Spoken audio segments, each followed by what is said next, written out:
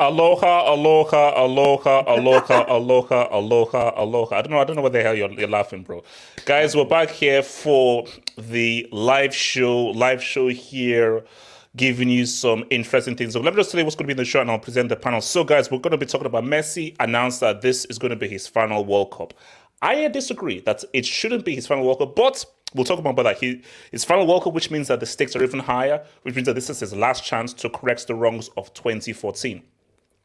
Cristiano Ronaldo, this disaster class against Omonia, what is happening to him? Should he think about retiring? And is it realistic for Cristiano Ronaldo to even think about the Euros, let alone be a starter at the World Cup? Or is he solely just going to start saying, why did Cristiano Ronaldo drop a disaster class against a team who doesn't even have a badge on Google? We're also now going to touch upon some previews. I mean, Mike, it's true, like that's what I said. So we're going to touch on some previews. The Classical, Bayern against Dortmund, and they're actually pretty close on points. Arsenal against Liverpool. Mike, it gets real. It gets very real. And I'm going to bring back this whole thing. Let's have a real discussion about Erling Haaland. I feel that Vinny should be the future face of football because it represents football. And I don't think that a guy who is a bulldozer from Norway should be the face of football. But we're gonna have a discussion and I'll open things and so forth. So it is what it is. So let me present my great panel to you. So as you all know, it's a main man here. Ricardo, you know him. He's a regular. He's eating spaghetti right now on the show and everything. And he is doing this for everyone. He's bringing in Peru and Canada together. And he's a lots of fun. Yeah, thank you very much. Shout out to your boy, Mikey. Your boy from Helsinki, bringing together Finland. They say that he's related to the great Jari Litmanen, and he's trying to bring some actual order and sense to Liverpool fandom. We have a man, Los Blancos Studios, who I will get back to this man. I'll get to this man, Los Blancos Studios, who is a United fan, is a Newcastle fan, it's a Real Madrid fan. We don't know. We don't know. You don't see where I am. You don't see where I am. Not sure. And guys, making his debut here is the Madrid fans. I'm sure you'll be glad to know he is Spanish. He's a true Real Madrid fan. He's in that fake Bombas Los Blancos studio. He's a true Madrid fan, and he is here to bring in some football knowledge. So, as I say again, hola to mi amigo Paul, who is hopefully going to be an interesting member of this football thing. Also, before I say this as well, I want to expand this panel, and I put it out on Twitter and maybe put out a video. Have a good mic, have a decent webcam, but please, good football knowledge. this is not a show for tribal merchants. If all you do are watch your club's teams, no. I need you to have good football knowledge, be confident, and you can be fully here to say what's up. And coming in late as usual is freaking Yassir Said. Yassir Said doing his thing and so forth. I don't know where he is and so forth, but shout out to boy Yassir Said, man. So, Hala Madrid, Yassir, man. Hala Madrid, man. Actually, okay. Before we go through, so Paul, as an actual, not you, Paul. Paul, as an actual Madrid fan, how do you view someone like Los Blancos Studios, who is a United fan, but because United were doing badly, he felt he needed to go at loan to Real Madrid. How do you feel about that? Can Paul please answer? Can Paul answer, Paul? That's not how it happened, but yeah. I think that it doesn't matter how he feels. There's two things. One, there is a saying in Real Madrid that doesn't matter the color of your skin, doesn't matter where you come from, doesn't matter your why. Always, everyone is a Real Madrid fan. Some people just don't know it yet. Oh, wow. And that's something that Florentino Perez says a lot. And another second thing is, as long as he puts the club above any player, I'm fine with it. Preach, man. Hala Madrid, man. This is shout out exactly, bro. Yeah, exactly. No. You see this badge, man. You see I disagree, man. I humbly disagree, man. I humbly disagree. Could you clarify how many Champions Leagues your club has won versus my club? Can you clarify that? No. You're a United fan. Okay, you're a United fan. No, you have not answered the question. So, moving on swiftly. So, first topic. So, guys, let's talk about my little Messi. So, Messi has said that this World Cup in Qatar is going to be his final World Cup. This is going to be it for him and so forth. And for me, now, it's his decision and so forth, but I don't think that it should be his last World Cup, because for me, I think that Messi is sort of like similar to, let's say, what Modric is doing, similar to what Zidane was. I don't see any reason why Messi can still be effective and good enough to be in an Argentinian team at 38 or 39, which is sort of a current where he'll be for the 2026 World Cup. So I don't know why he's sort of marrying himself to this in sense of no, but because see, it's weird because we have to always compare them. I think Messi has always seen an end date of football for him, of like, no. There is a clear end date of where I want to do this. And Messi is a guy who, and this connects to our second topic, where I don't want to be a stage where I'm still playing and I'm declining and playing badly. So he maybe can see where the decline of where he is physically is coming, and he doesn't want to show the world a bad Messi. So let me give the world the very best until my very last playing days. Once I feel I'm playing badly, I either do a 1 year in Rosario or 1 year at the MLS. But so in my view, I think he can still go on, because I feel that based on how he plays, because he doesn't rely on power or pace, and he's all about technical skill and his football brain, he can still be an effective player at 38 or 39.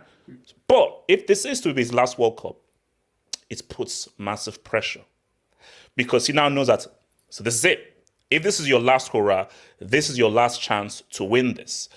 And I'm not sure how much pressure is putting upon him, because my view is Messi does want to win the World Cup. Of course he does. But I think him winning the Copa America was weight off my shoulders.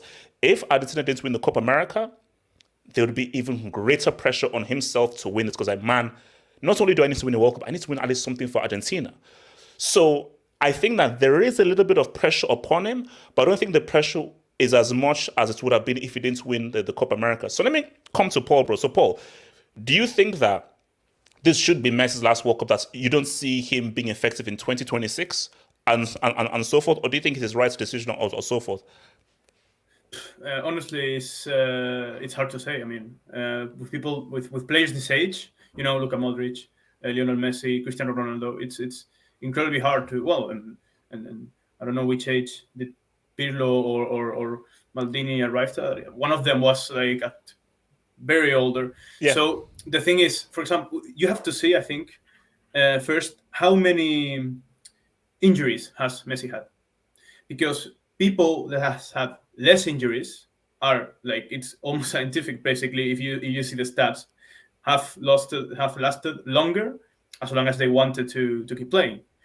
I don't remember Messi being very injury prone. And with Modric happened the same. This is just, he's holding that level. and because he hasn't, like, I think he has had one injury in his career, which is crazy. Maybe it's at two now with the one he recently had.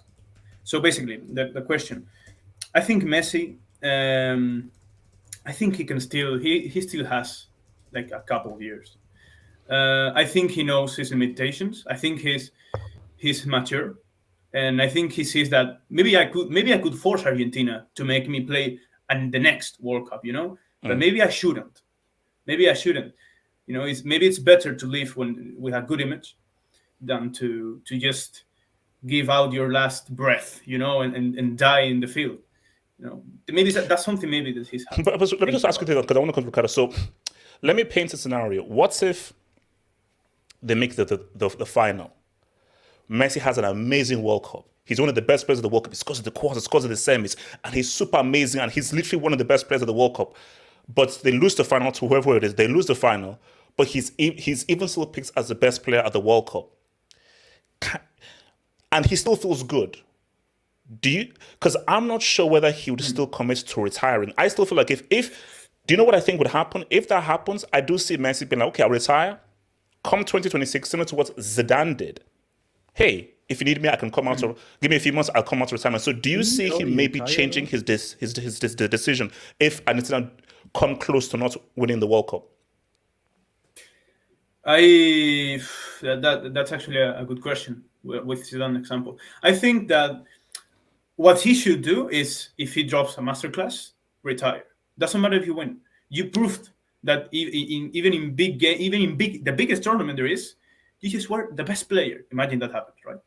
He doesn't have nothing more to prove. Now, will he feel the same? I don't think so, and I think you are right. I think that he most probably will do that. I don't think he'll. The problem is, if he goes and imagine he doesn't play football basically for like serious football for like 3 years, Yeah, and then he comes back, will he be the same with that age? I don't think he'll have that competitive level. Okay, so Ricardo, where would you see with this Messi committing to this being his final World Cup? I think it's probably true, to be honest. Does he have the quality to extend his career? I mean, he is a very technical player, and technical players tend to last a lot longer, especially when you combine it with like their intelligence. He's never been physically gifted. I mean, he's small, so obviously he's gonna have a great center of gravity and fast. But that's really when he was younger. But we can see now that his game is more oriented around the midfield and playmaking. And you don't lose your ability to pass. That's just the player you are. Do I think it's his last World Cup? I definitely do think it's his last World Cup, win or lose. I think if he wins the World Cup with Argentina, I think he's going to retire from the national team that very same day. And he'll probably, I would not be surprised if this is his last season of his career if he wins the World Cup. Because what better way to go out if that's the case? Yeah. And then if you win the Champions League with PSG, then that's a cherry. It's over. He's out. Yeah. But whether or not the main mission is the World Cup, I do think if he loses the World Cup with Argentina, whether or not he's the best player or not, I mean, if he's the best player, I see what Paul is saying, that might as well go out on a high, right? If you're the best player but you lose the final, it is what it is. Nobody can say you had a bad tournament and you were the player of the tournament. So nobody can take that away from you. Because at the end of the day, football's a team sport. However, if he loses, I don't know, semis, quarters, whatever, I still think he has another Copa America in him, because that's 2 years from now. I don't think he's that type of person or player to really try to stay as long as he can, like a particular goat. And because Argentina, they have good players coming up, right? I mean, you could argue, I mean, Alvarez is coming up here. Alvarez, Lautaro is obviously really good for Argentina. I think he's underrated. He's not gonna. I think he genuinely is willing to let go, and I do agree with you. Like, the fact that he won the Copa America definitely eased out a lot of the pressure. And he even said it in that interview. He's like, he was happy that he actually won something with Argentina, and that it took a lot of pressure off his shoulders, because had he lost, he said I don't know, it would be a lot to bear, and obviously that would put way more pressure on the World Cup. But I think he's I think he understands too, and I think it's something amongst football fans that Sorry, very quick. Something just came to mind. I actually think that Argentina have a better chance of winning the World Cup because they won the Copa America than not. Yeah. Because I think that Messi is a lot better with less pressure. So because it's like, hey, even if we lose this, I still give Argentina something. I think with that less pressure will make him be a lot more freer. So yeah. Yeah, no, I've that's your goal? I've Running away said from this. pressure? That's your goal? I've said this from. I mean, your certain goat hasn't even performed in a big game in like 2 years. Yes, yeah. It's the next topic. Yes, it's the next topic. We're going to talk. Yes, yeah. Omonia is on the list. Omonia is on the list. You reckon? Talk. I was gonna say, I've said this from the start. Ever since Argentina won that Copa America, they've looked like different team. And it's not just Messi; it's everybody on that team. They just look better. Period. And I think it's not only Messi felt it. I think everybody on that team felt it. That it was a huge relief of pressure. However, I don't really know if he genuinely believes, like, I think he believes in the team that they could win it, but I think something every football fan understands, whether you're a player or not, is that final only ever comes once. And if you win that one, you win it. If you lose it, you lose it. And I think he understands, like, I had my opportunity. I came up short. I can live with the failure because I ended up winning Copa America. And hey, if things go good, I could probably win another one. So if he gets to another final, I mean, it's a redemption. I mean, if he loses again, I mean, that's pretty sad in my opinion, but it is what it is. That's football sometimes. Like, how many times have we seen perfect players and there's just that it never finishes with the perfect story is what I'm saying. Like Ronaldo, the real Ronaldo, sorry. Nobody's been more talented than him, but it's unfortunate how it ended. Injuries, so, yeah. So I mean, that's football. Nothing is perfect. As much as Messi may be like the perfect footballer and probably, the goody two shoes that he is, but he's not gonna have the perfect careers. And it is what it is. Mike, what do you say, man? I think there's no doubt that this is his last World Cup. I think he has a blueprint on how he wants to end his career. He wants to spend it in Europe for 2 more seasons and then go to either Argentina or the USA and just retire. I think he's doing the smart thing here. I agree with Ricardo. I think the Copa America in Ecuador will be his last international tournament. So, look, I think it's the smart thing to do. It's the smart thing. Let's be honest. If you look at Ronaldo, obviously there's going to be a comparison. 2018, he was coming off a great season with Real Madrid in 17-18, and now look where he is after 4 years. Do you think Messi wants to be like that in 4 years? Maybe he sees that. Maybe he sees that with the older players. So I think Messi's doing the right thing here. And look, I think Argentina have a great chance of winning this World Cup. I genuinely do think so because it's not like under Jorge Sampaoli, who's now the new Sevilla manager. It's not under Alejandro Sabella, who it was just Messi, plan A, plan B, plan C, plan Z. It was all just Messi. Give him the ball and he'll create. No. Bro, 2014 Sabella, I think that was a great blueprint because that was a perfect opportunity. It's something that Ricardo even said. That 2014 final, Messi we have created the perfect thing, the defense, the midfield, the structure, everything. Yeah. Messi just put it away. You're the best player on this pitch. Do something magic and we win. That final was made for a 1-0 Messi goal. And that was it. Everything was done. So this team is far more functional. Like it's just Exactly. more fluid. Yeah. It's a better team overall. The team he has now compared to 2014. No. Yeah, it's no. Yeah. Okay. Yeah. It is a better team. Yes. Plus that I think. Oh, go ahead. I think no. It's just adding to what you were saying. I think this team, the difference is now it's not a team playing for Messi. Now it's a team that can perform very well in its own, and you have Messi now free of that charge of carrying the team, playing creatively, playing through around the pitch, just being creative. So now that a lot of pressure has been off his shoulders with the Copa America and the fact that the system it relies on him obviously because he's still the star player, but it's not like he feels that pressure because he actually can be creative. He can move. He knows that his team has got his back if something goes wrong. Yeah. So yeah. Oh, no. Because sorry, Mike. Because compare Higuain and who's the guy with that like rat's tail as his Palacio. Palacio. Compare Palacio and thingy to Alvarez and Lautaro Martinez. That's a huge upgrade, man. But yeah, Mike, talk to me. I was going to say that 2014 World Cup is Higuain tax because he should have scored that one chance he had in that break. But I mean, look.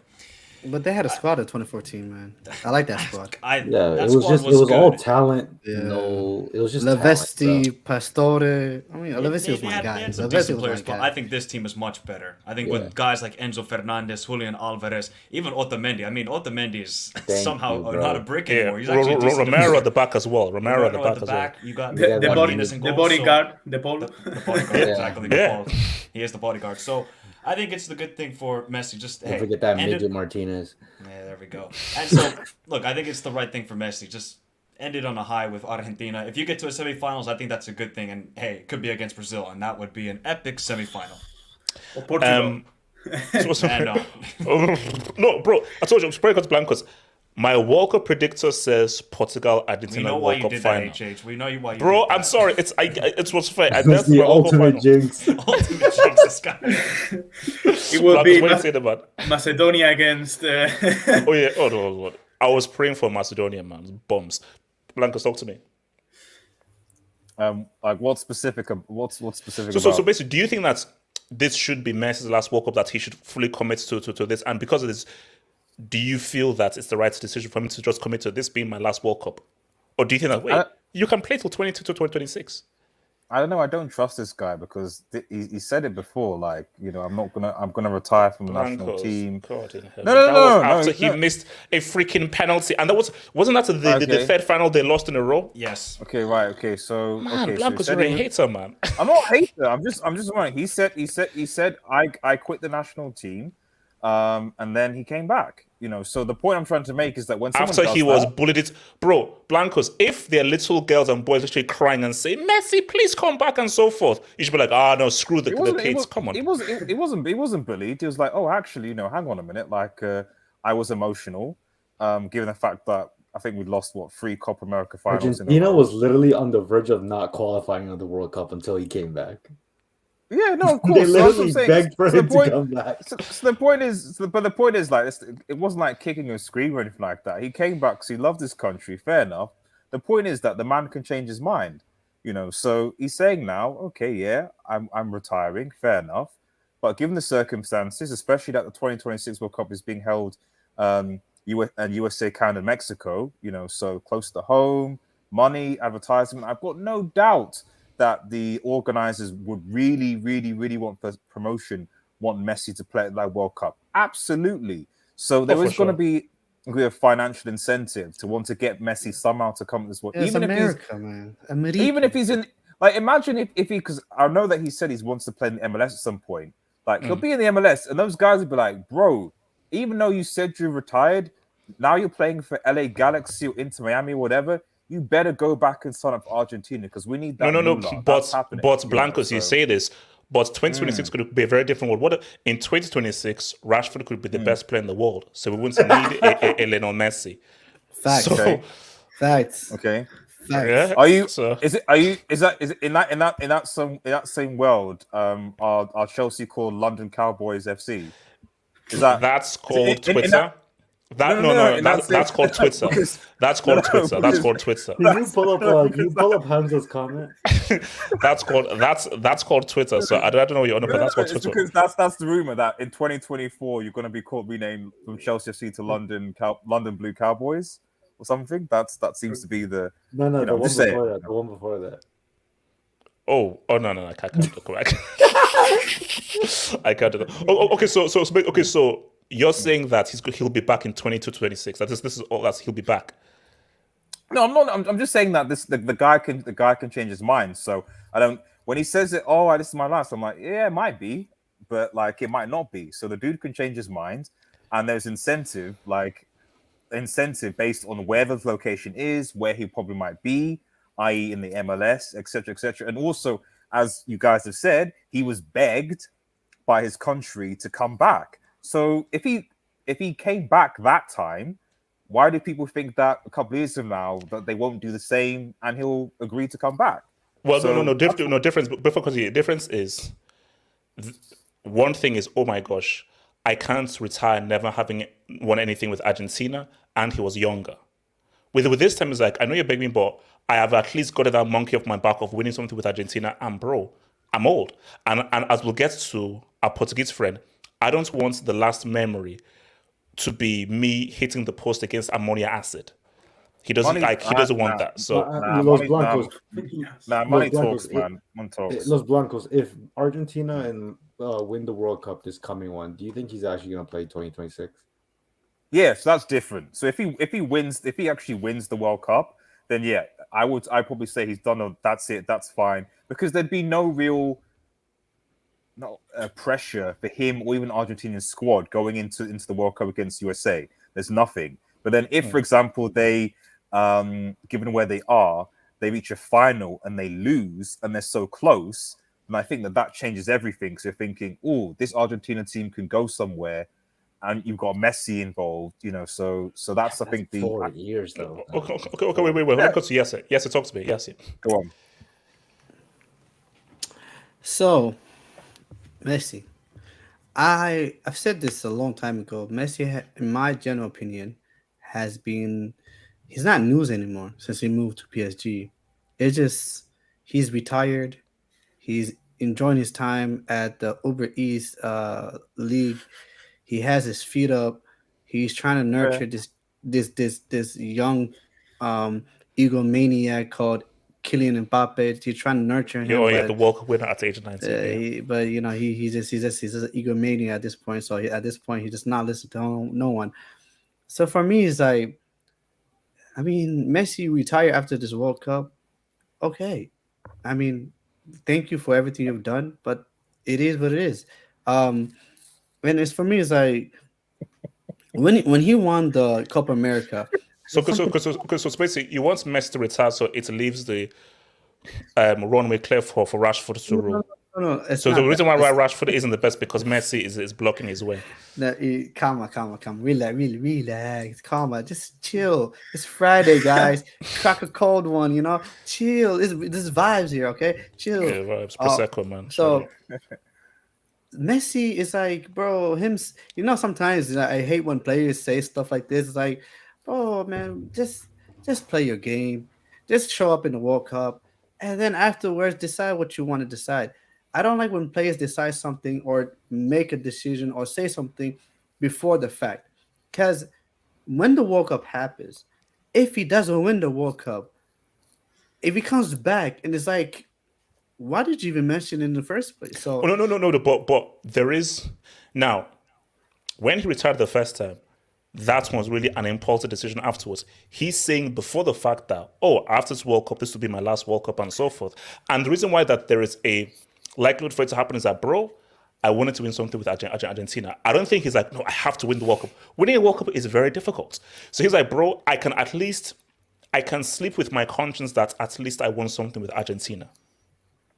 As opposed to the first time where it's like, bro, I can't retire having never won anything with Argentina. You know what's the thing is? It's like the way. I mean, shout out to him winning the Copa America with Argentina, but let's be real, the federation, the entire South America continent hosted a competition that was supposed to be for 2 years.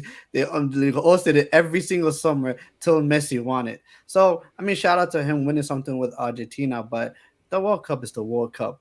That's just the be all and end all. And for me, it's like, I don't know, man. Will Messi, I understand how he feels now, but once you go through that emotions, will he still feel that way if he does not win the World Cup? That's all I'm saying, especially in America, Okay, I'm going to ask you guys a quick question, then I want to just come through this. So, Talents FC, LDS to Spain Real. If you come back, you get Jordan pulled. Do you know what that means, Blancos? I don't know whether you saw the footage of Draymond Green punching Jordan Poole in the face. Yo, he knocked his fucking I don't. But what I do know is that the last time I went back to United got trashed and Madrid lost points. So I'm gonna stay, I think, here because when I've been here, there's been success. You know what I mean? So I don't know how you guys accept this. We're going for that. We're going for that back-to-back Champions League, man. You know what I mean? Nigeria Football Association. No, you probably shouldn't read this, man. Ronnie hasn't been looking good since he met Jordan Peterson, or maybe his late baby Okay. No. No. Actually, this one, Okay. this is like not in the comment maybe, but the fact that Jordan Peterson thing. I think we forgot that Cristiano Ronaldo must be going through an incredible depression, like what has happened in his life. Wait, actually, no. you know? But hold on, because we'll get there. Save it, because that's Okay, the next yeah. step. We'll get there. We'll save it. That's Natsa. not a joke, by the way. Yeah. No. Because I didn't know it's not. No, it's fine. Is that the professor from La Casa de Actually, yeah. Because I've not seen the thing, but I keep on Netflix it shows the guy's face. Yeah. There is a similarity there. There is Yeah, I promise I haven't robbed the bank since like 2 years. So. No, I don't but, know, that's the thing where I don't know. no, but actually I get that a lot. Oh yeah. So the people say there's no way my goats CPR37 missing opponents against Omonia, whose name sounds like a disease from a third world country. Look, we'll get there. We'll talk about it because I think I do have a theory. This is a bit ironic coming from Nigeria's Football Association when your bum ass couldn't even qualify for that World Cup Blancos. against those Blancos. against those Blancos. Ghanaians. Blancos. How the hell? Blancos. Hold up. Blancos. I can accept loans with clubs. What I will not accept is loans internationally. That ain't happening, Blancos. Blancos, don't you dare tell me that you're going on loans to England. No. I'm still. You know who did that once upon a time? I'm very close because there's some Nigerian games coming up where I'm like, if they dare to lose, I'm being. Oh, you know what's wild, HH? You know someone actually did that. Core changed nationality. He became a German. Core is different. Core is different. Okay. Hey, let me ask you this: if Nigeria somehow lost to San Marino, don't tell me you wouldn't consider it. Don't tell me you wouldn't consider if we lost to San Marino. Okay, we'll cross the bridge when we get. No. Yes, you talk about Core. Core, there's literally a video of Core which I've saved where after Ghana beat Nigeria, he dances to "Celebrates Good Times." Come on, for the entire track. He dances for the entire track. So come on, English Talent FC. You all talk about two bums, CR37 and Percy, who has no World Cup knockouts goals. Well, November is a time for that thing to change. Because Talent FC. Who do you? If these guys don't score a World Cup knockouts in this World Cup, but I think they will. They both will. David T. Evening, boys. If Messi, thanks to me the dub, David T. Man. Evening, boys. If Messi wins this World Cup, Ronaldo won't retire until he wins that World Cup, be it with his son or later descendant. Okay, let me ask a question. I want to go around the room, man. And look, when we change it. Ricardo, does Messi win the World Cup in Qatar? God's feeling. I think he has a good chance, but I'm gonna go with Brazil. That's not what I ask. It's a yes or no question. Okay, so no. Mike, yes or no? Does he win the what? This is a good team. There's a reason why they're unbeaten in 35 games. I like their manager. Their manager, I really Scaloni is they that guy. legit could they could legit win it. Like that's not even Ricardo, he can't. The only problem for them is they're in the harder side of the No, bracket. Ricardo, you don't understand. There needs to be a balance. These people have World Cups, but no Champions Leagues. These guys have Champions League. No, I'm telling you. If Messi wins the Ricardo, what do I it's say? There's nothing else to be said. So Ricardo, he can't win it. No, Ricardo, if he wins it, it's over. That's it. What you can do, HH, is just rebrand your channel and make it a Messi fanboy cult, and you get so much more money, bro. Actually, you have two pathways: Messi fanboy cult, or just ultra biased Real Madrid club, and you get assured pension for life. Yeah. Okay, so Paul, what do you say? Yes or no? Do Argentina win the World Cup this summer? No, I think Brazil will win it. Brazil, or you're gonna call me, you crazy, you madman. Spain. No, I believe Spain could do it. I believe Spain could do it. Let me tell you, Luis Enrique, Morata and Ferran Torres. I don't actually trust Ferran Torres a lot. Morata is having good form, but for me, the star in that team is Luis Enrique. Morata's actually been playing really good for Spain and Atletico. He has. Yeah. Okay, but let me ask you this question. So, do you think that you can win it without a fully fit Ansu Fati? So you think you can still win it without Ansu Fati? No, Ansu Fati has to be there.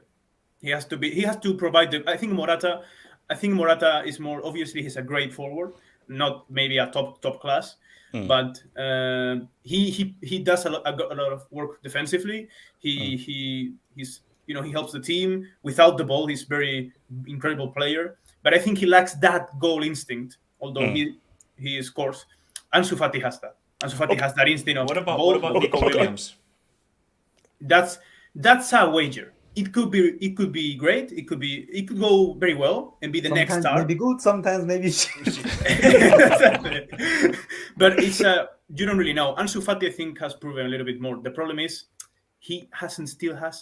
I think he hasn't gone like a starter yet in Barca. Yeah. Okay, let me go with Blancos. Do they win it? Yes or no? Nah. It'll be close, but no. Yes, yeah. Did they win it? Yes or no? Does Messi win it this summer? No, sorry. Do you know how pissed off that is? Do you know how many times you said, "Hey man, they woke up this summer"? I'm so used to saying this summer that I can't even say this. He's going to win the World Cup this freaking winter while we freeze our balls off. I got my eagle going now. God damn it! Yes, talk to me. You know, your channel has weird powers. I feel like you I don't know. I don't think you're subconsciously. I don't think you know what you're doing. There's a lot. I know what he's doing. There's a lot of negativity building for one person alone, and for that reason, I would say no. And if that person wins the World Cup, it changes. Let's not. I don't want to see you. I don't want to see anyone. I don't want to see. Oh, you wouldn't see me. Oh no, trust me, you wouldn't see me. Trust me. I told you, I have a one-way ticket to Nepal and so forth, and I'm already halfway there because I'm already bald. So look, let me say this, and let me say this right now. So as you can see here, I've got a Casillas thing behind me. Now, for a long time, I've been trying to reject this for a long time, and I'm still rejecting this. Because here's my thing, Paul, and Paul, this is not to be personal, so forth. It's just my thing. Yeah. Some people say that Spain doped and so forth to win that 2010 World Cup, but we don't really know what happened there. But here's my thing though. For a long time, do you know how hard it has been for me to watch that to those two Robin 1v1s? But I've got to say that what Casillas did for those two 1v1s, those are the two most clutch saves I think any keeper has made in World Cup history. I think to stand down Robin 1v1 and to hold your nerve and to stop that, bro, that's the most clutch save in a World Cup. It's the most clutch save in World Cup history because it's eventually helped them win the World Cup. I mean, Casillas for me is what Real Madrid is. Maybe it's not the best team, like it's not Manchester City. It's not like the way they play. It's not, but in the moment they appear. And Casillas was that. Maybe he wasn't like very consistently the best goalkeeper in the world, which at some point I think he was, but a very short point. But in the key moments, he always was there. All right. So let me. So guys, all right, here we go. All right. And I want to actually come first to Mike with this, but Mike, let me lay it out for you. So Mike, now I had to do a few things on Thursday. I couldn't really watch the game against Omonia, who I believe are fourth in the Cypriot League. So Cristiano Ronaldo It was a good game, by the way. It was a good game, HH. It was a good, entertaining game to watch. Yes, yeah. Thank you. So Cristiano Ronaldo has scored one penalty so far this season, and that was against Sheriff, where people could watch the game from the apartment building. So this was supposed to be a start padding session. It's Omonia, blah, blah. Cristiano gets 2-3 goals, gets his confidence back. But instead, he misses a goal from like 2 yards out. His free kick goes to Jupiter, and he pretty much puts forth a disaster class in terms of finishing. Now, I will always believe in Cristiano because he has had such a goal-scoring legacy. I'll always believe in him. And I've always said that, okay, he needs to get match sharpness. He didn't have a preseason match sharpness. But Mike, I want to ask you a very, very, very scary question. And if you're too scared to answer the question, feel free to pass on to someone else. But let me just see whether you're brave enough to ask this scary question. Is this a case of, don't worry, he'll get back in form? Or are we seeing the first true signs that Cristiano Ronaldo is actually truly declining and he needs to rethink him playing at the next Euros? Or is it a case of like, hey, let's give some time, the GOAT will get back into form? Or is it a case of, bro, if you're dropping a disaster classic, if you're dropping a disaster class against Omonia, maybe you need to just rethink things. Okay, Mike, talk to me. First off, I didn't watch the game either. I was at another game, so I can't say much. I only saw the highlights. I saw the miss. I'm not going to call them Omonia. I'm going to call them NH3 because that's the ammonia's formula in the periodic table. So they're NH3 to me. He's declining. I mean, that miss, the open net. Are you kidding? Ronaldo, he could close his eyes and he will bury that. But you can just see this guy is so desperate just to score any goal. Any goal. But he can't even do that. So, unfortunately for one of the GOATs of football, the decline is rapidly approaching. Because, I mean, you can talk about his off-ball movement. If you watched him for Portugal during the Nations League, all they did, Portugal, was cross it into him. They didn't play to his feet. They literally just crossed it. Cross and hope. For the GOAT. One of the GOATs. Nah, this is not good. This is... So is this a decline, or hey, let's just give him some time, he'll get back into the goals? Or is it because of like, it's a lot of games that he's been playing, a lot of games. And he played full games for Portugal as well. And all we have is a penalty. Should we still give him time? When it's a case of, wait, you are 37, and I'm sorry, they will come a year, which is why we talk about Messi. Messi's like, I don't want to ever be in a position where like I look badly. Because when you retire, we have to tell the whole story. The good, the bad, and the ugly. For Messi, there isn't well, the ugly must be PSG last year. But with this right now, it's looking tricky, so talk to me. Yeah, there's a few more uglies, but So I knew you'd be trying to say something. Mike, He was going to say something. I knew he was going to say something. He needs to seriously reconsider. He wants to play the next Euros? How old is he going to be? 39? 39, yeah. What is he going to have? Crutches? Because he can't even move around the pitch anymore. Ronaldo, don't do it. Save your legacy. Honestly, how many games is he going to play this season? He's only going to play in Europa League. Against Sheriff Tiraspol and NH3 and Real Sociedad. That's it. He needs to make a move ASAP in January. But when he gets to the World Cup, he's not going to be match sharpened. He won't be. Because he hasn't played a sufficient amount of games. So the decline is here. And sorry to all the CR7 fanboys, but it ain't looking good for the boy. Blancos, what do you say? Paul, go for it, Paul. It's just that I agree with what Mike said. Even though if he had one or 2 years, maybe after this, that he regains his form, there's not more to it. Like, age gets to everyone. That's how life works. It's not like Ronaldo, because of a great mentality, at 45 you're gonna no. But having said that, I think we cannot forget that in that game, he missed something that you can't miss, but he did play a good man. He did play well. He did create chances. He did have game, like he had an assist. He didn't play badly. It's not. Was that really an assist? No, but what we can't have is this. No, Paul, I'm sorry, but let me just be clear here. That was not an assist. He tried to shoot. Rashford scored, and he saw his reaction of like, oh, bloody hell. I get that, but now I tell you. But even though he didn't want to do it, he had to be there. He had to shoot the ball. Like, he had to be there. Like, if he wasn't there, if he didn't have the vision of, maybe, of course, he tried to shoot it, whatever.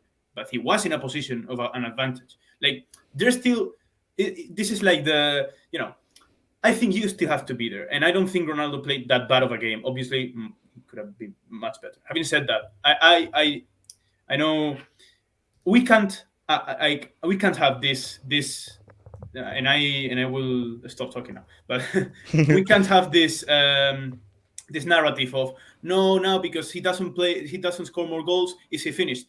And then Leo Messi, which for me is the GOAT. Leo Messi having that disaster class last season, and was like, no, but he's more of a playmaker. He's whatever. We can't have that. I think Ronaldo has to be given a chance of being a failure this season, and we'll see the next one. The next one will be the decider. I think that's. No, that's fair. That's because you can't have double standards. He's going to be 38. That's the problem, though. That's a fair point.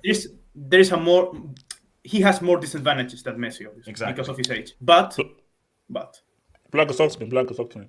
That's a fair point. So I mean, I think first thing I'll say is that like we need to, Michael's talking about giving game time and chance stuff like that. What Michael needs to realize is that a certain American wants this guy, and he wants this guy at his club. He wants this guy to be the face of the football club as well. And part of the reason why a certain manager was sacked was because this guy wasn't got. So I've never seen a man so obsessed about a club before. It's actually like weird. Like let me land, hey Chase. The obsession is very weird. Like what did we do to you? Because we're like a few UCLs and leagues. God damn. Let me land. Strange. I'm not Weird. speaking.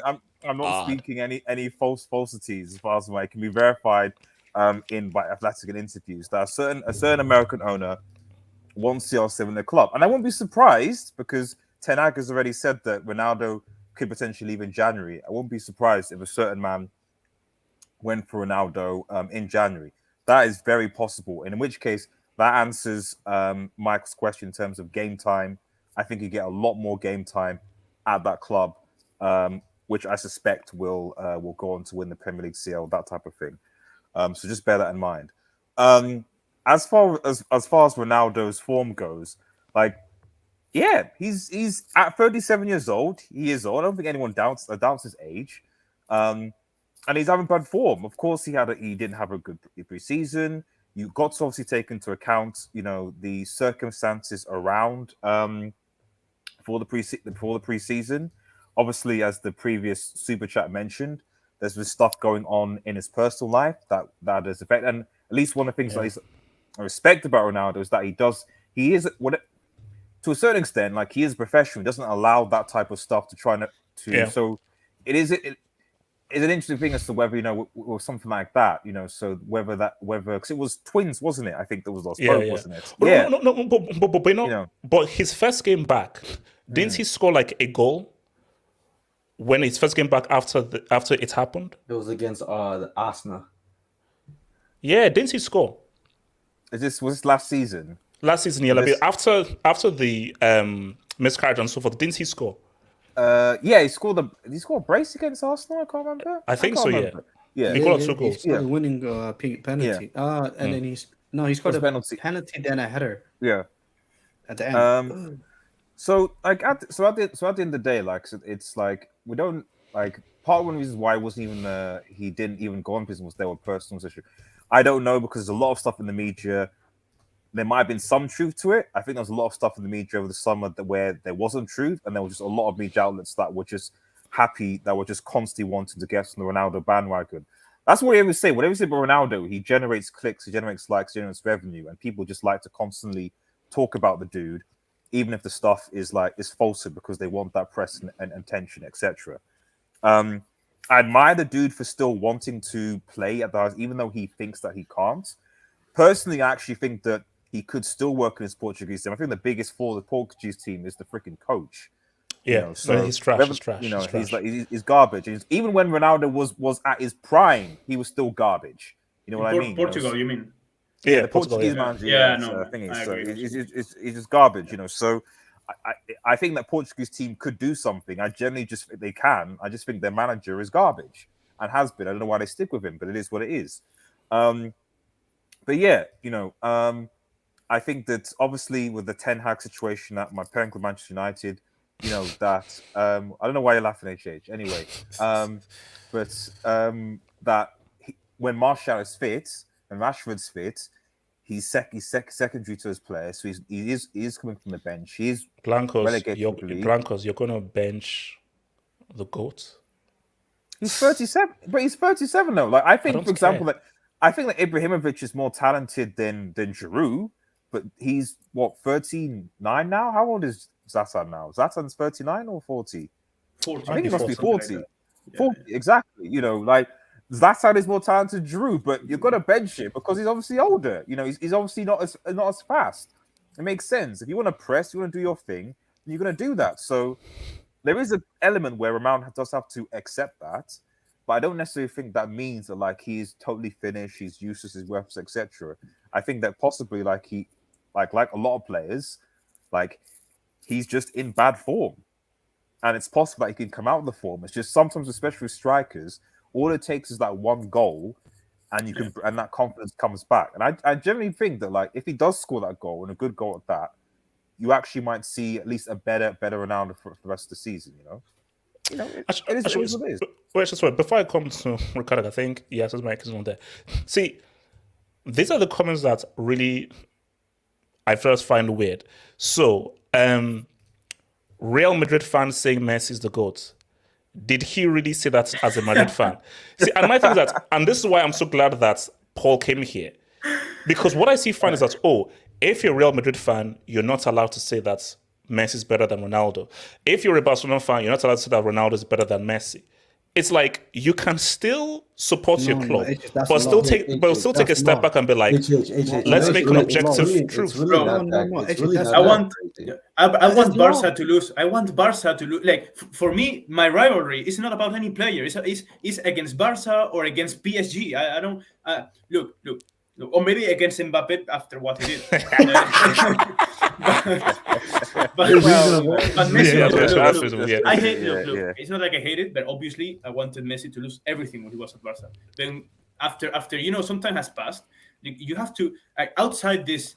Obviously, if Messi plays, I prefer other team to win or whatever. But if I have to give my honest opinion, like obviously you can have a different one, and I don't need to be right or wrong. But it's just that for me, the way dude, this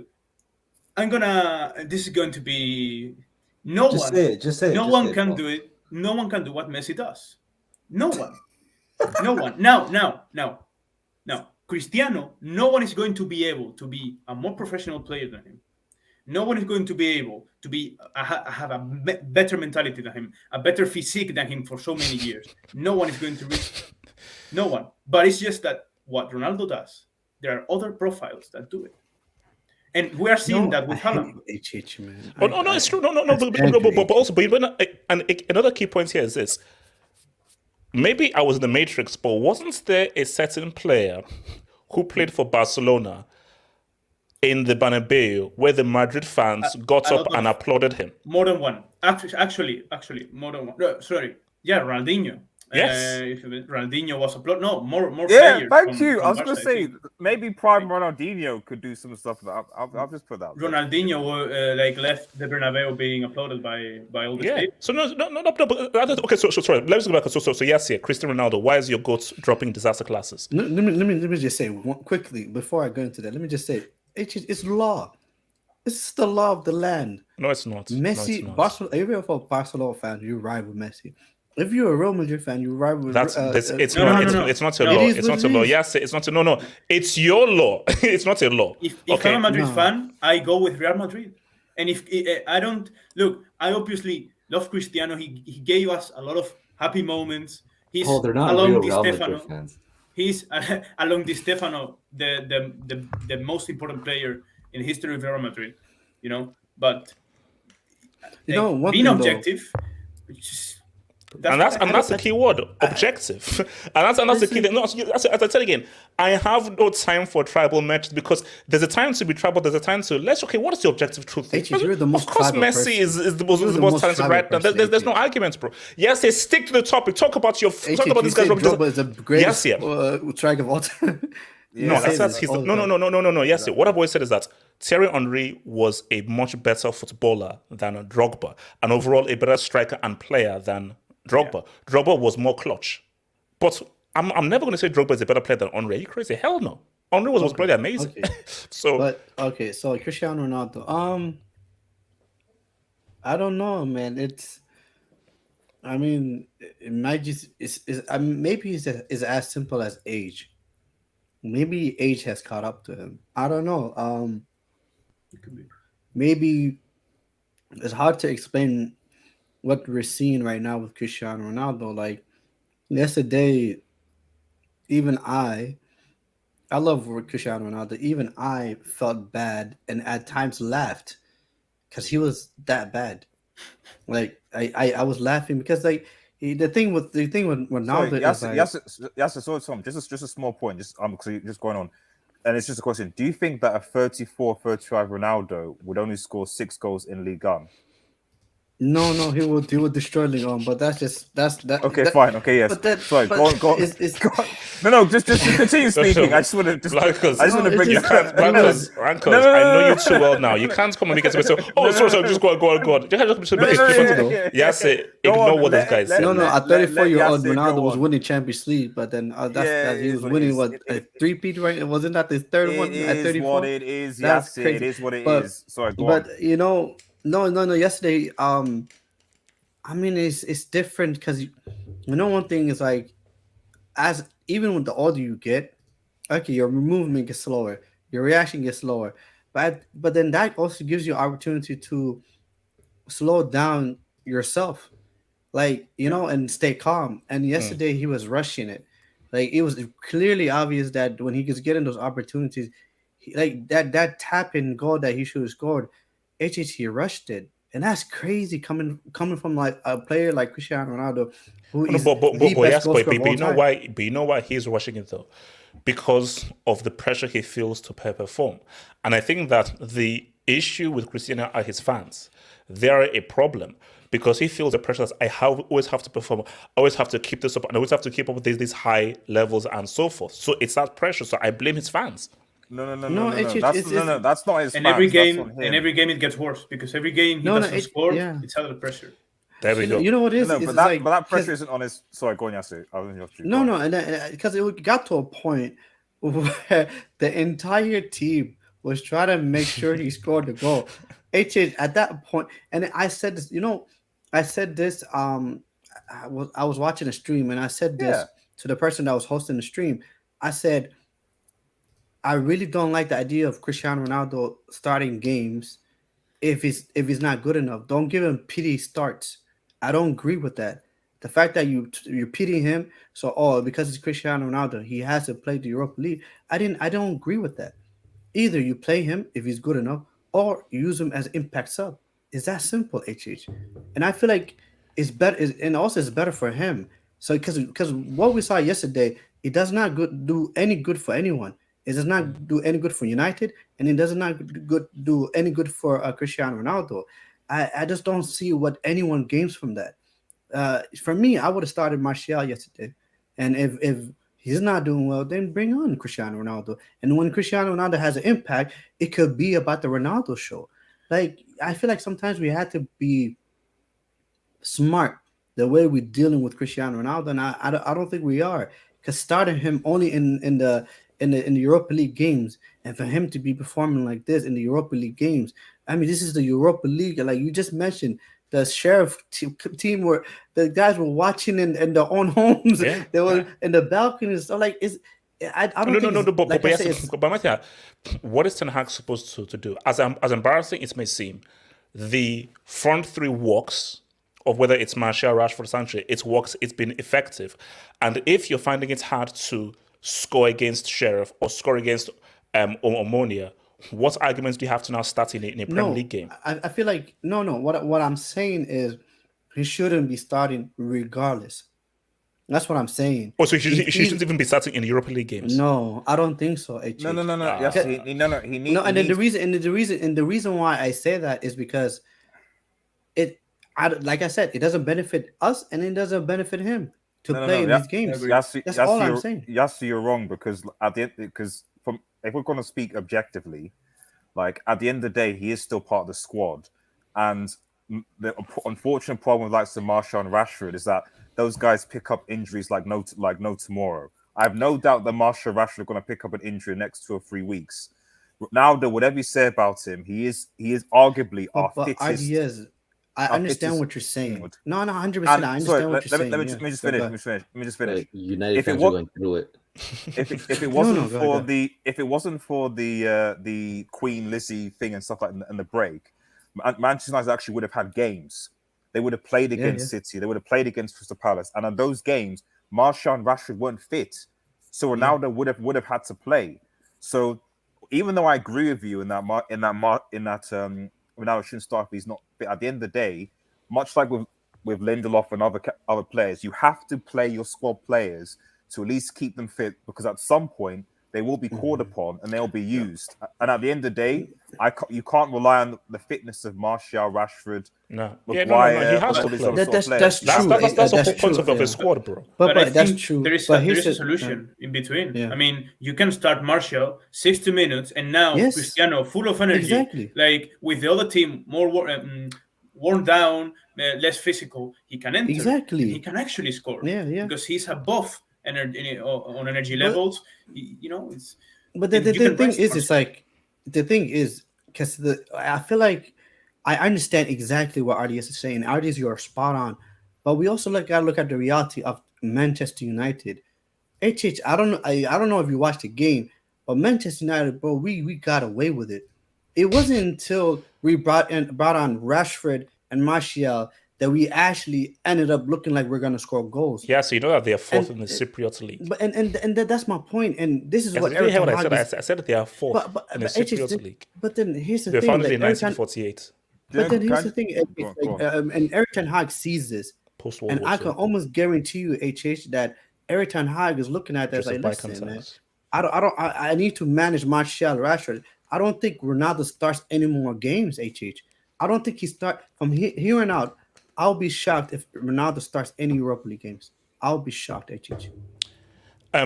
Now, Ricardo, I need you to be nice with this. Please. No, I will be. be HH, nice. why you invite Ricardo? Man, I'll be nice. this segment look, put He him bullied like, me in in time a- of this topic. I was going to have Ricardo. No. Now Ricardo, man. Ricardo had a His- nuclear war to me. He said, his- Ricardo said, his- I said, his- if you don't put this topic down, I will his- threaten you and your family. What does that have to do? His club might be going to the Europa League if they don't beat Inter Milan next week. Ricardo, be nice. Ricardo, be nice. Sorry. Let's calm Lewandowski down. versus Ronaldo, the biggest game. Okay. First, I'm still a little hungry, and I just ate. I want to ask you: are you guys hungry? HH, are you feeling hungry right now? Peckish, but the Peckish. prosecco is Okay, healthy. okay. Michael, how about you? Are you hungry? No, I'm good. It's 2 No, a.m. you here. want to pass? How about you, Paul? Paul, you're new. You might be new to this. Muy bien. Okay. United fans, I know you guys are starving for a trophy right now. I'm about You just beat Inter. Focus on being Inter, Ricardo. Let man. Ricardo cook. Let him cook his meal. Let him cook his meal. Now. I'm about to cook some Jamaican curry goat right now. Yeah, look, Ronaldo, man. I was actually drinking. Oh, wow. Actually drinking.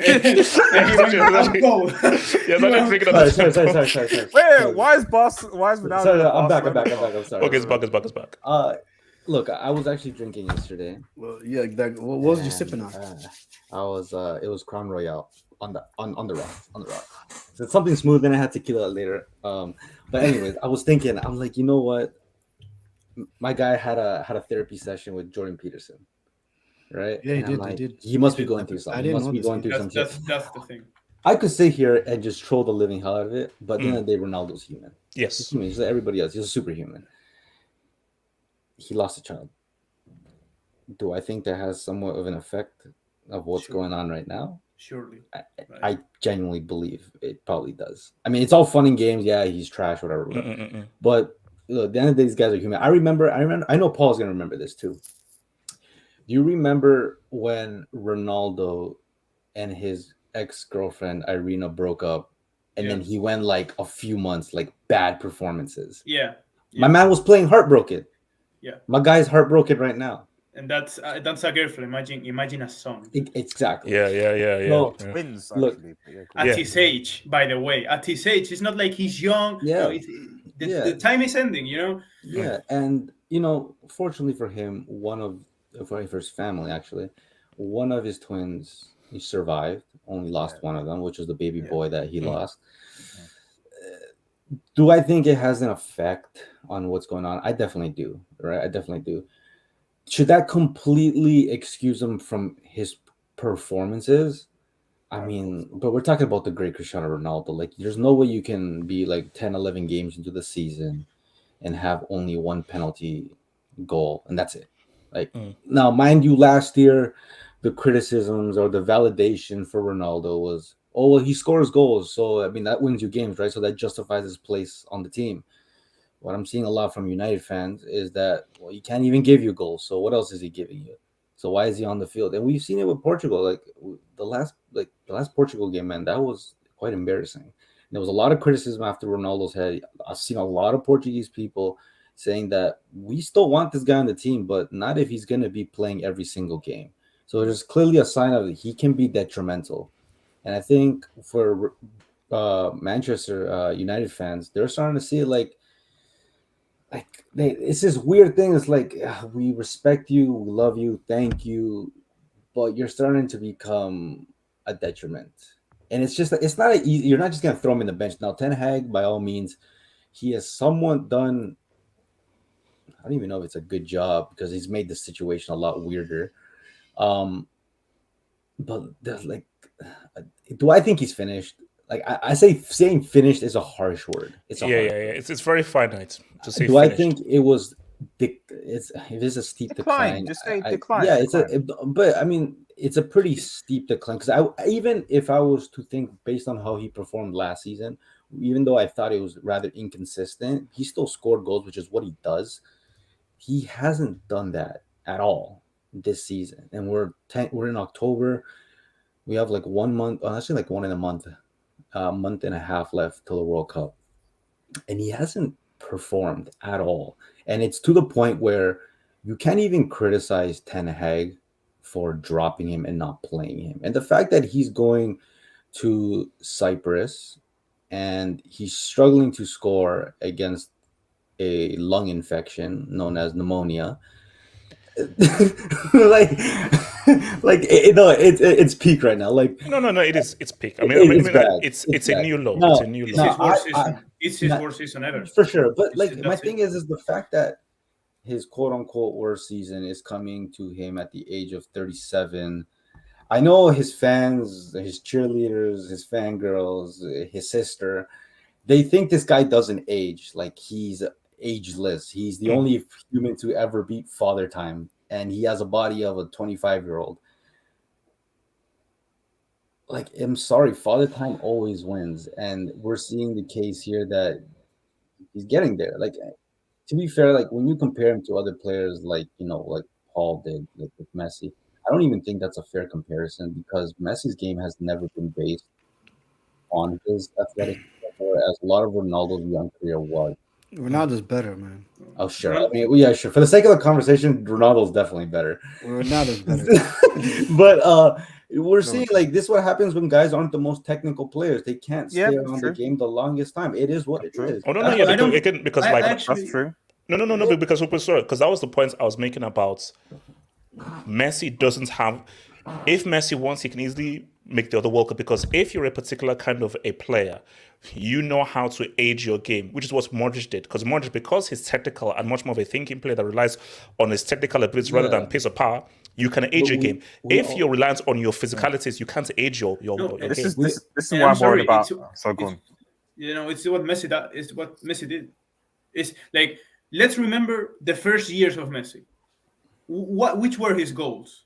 Where from the center of the field, takes the ball, like Maradona played. That was his goals. He ran through 5 players and fucking scored. That's not physical, dude. Obviously, there's a lot of technical issues like the how you move your body to dribble, basically. But actually, it was very physical. It's just because he wasn't strong and tall. That's not my point. It's just that typically in any sport, really, the smaller you are, you tend to be a faster player. Like I don't think you can really name a slow, short player. Like that's like really rare. But what we see as Messi's evolution is that he was always been a technical player. That's what he's been able to sustain the level of play he's at. Whereas Ronaldo has always been a very explosive, very athletically gifted. He's probably the most athletic footballer I've ever seen in my life. Maybe like Gareth Bale's up there too. But Ronaldo by far is the most athletic player. His game has not been always centered around his technical ability. And we're seeing that now. That's why the role he even plays right now, just as being a goal scorer, it doesn't depend on him being on the ball. It's getting to the end of the ball to just put him in. So we can see that with a lot of players. Like even who are other examples? I mean, bro. Look at Aubameyang, man. I don't think he's the techiest guy, but like he gets in the end of the crosses, and that's all you need sometimes. You could make an argument that isn't Mbappe heading that way? Hey, Is he relying? Is he hey, is he relying on his RDS? Sorry, Los Okay. Blancos. No. Los Blancos. That's why he needs to win this World Cup on UCL now. because I can see the end of him, but I can see the end. Like, yeah, I know. Yeah. So look, so we'll have that conversation. Like, well, how old is he? 23, 24. We'll have it in like 6 years from now. Can I say one last thing? Oh, go ahead, Ricardo. Ricardo, when he tears that ACL, we'll have a better discussion about. Oh, Ricardo, come on. I'm not wishing it. I'm just saying if that happens, it's gonna accelerate the conversation. But it is what it is. To be honest, I don't really know what to say. It's beating a dead horse at this point. He's not good. He doesn't deserve to start. If we're being brutally honest, he's playing off reputation. If we're being honest, the fact that he can't score in Europa League against what's it called? Omonia. Onomatopedia, what the fuck it's called? But yeah, it's finished. Like it's bad. It's bad. It's bad. But yeah, go ahead. So Mike, where's the something, Mike? I was just gonna say because Ricardo talks about all the off-field stuff going on with him, and then piled on with the lack of goal scoring that's on him as well.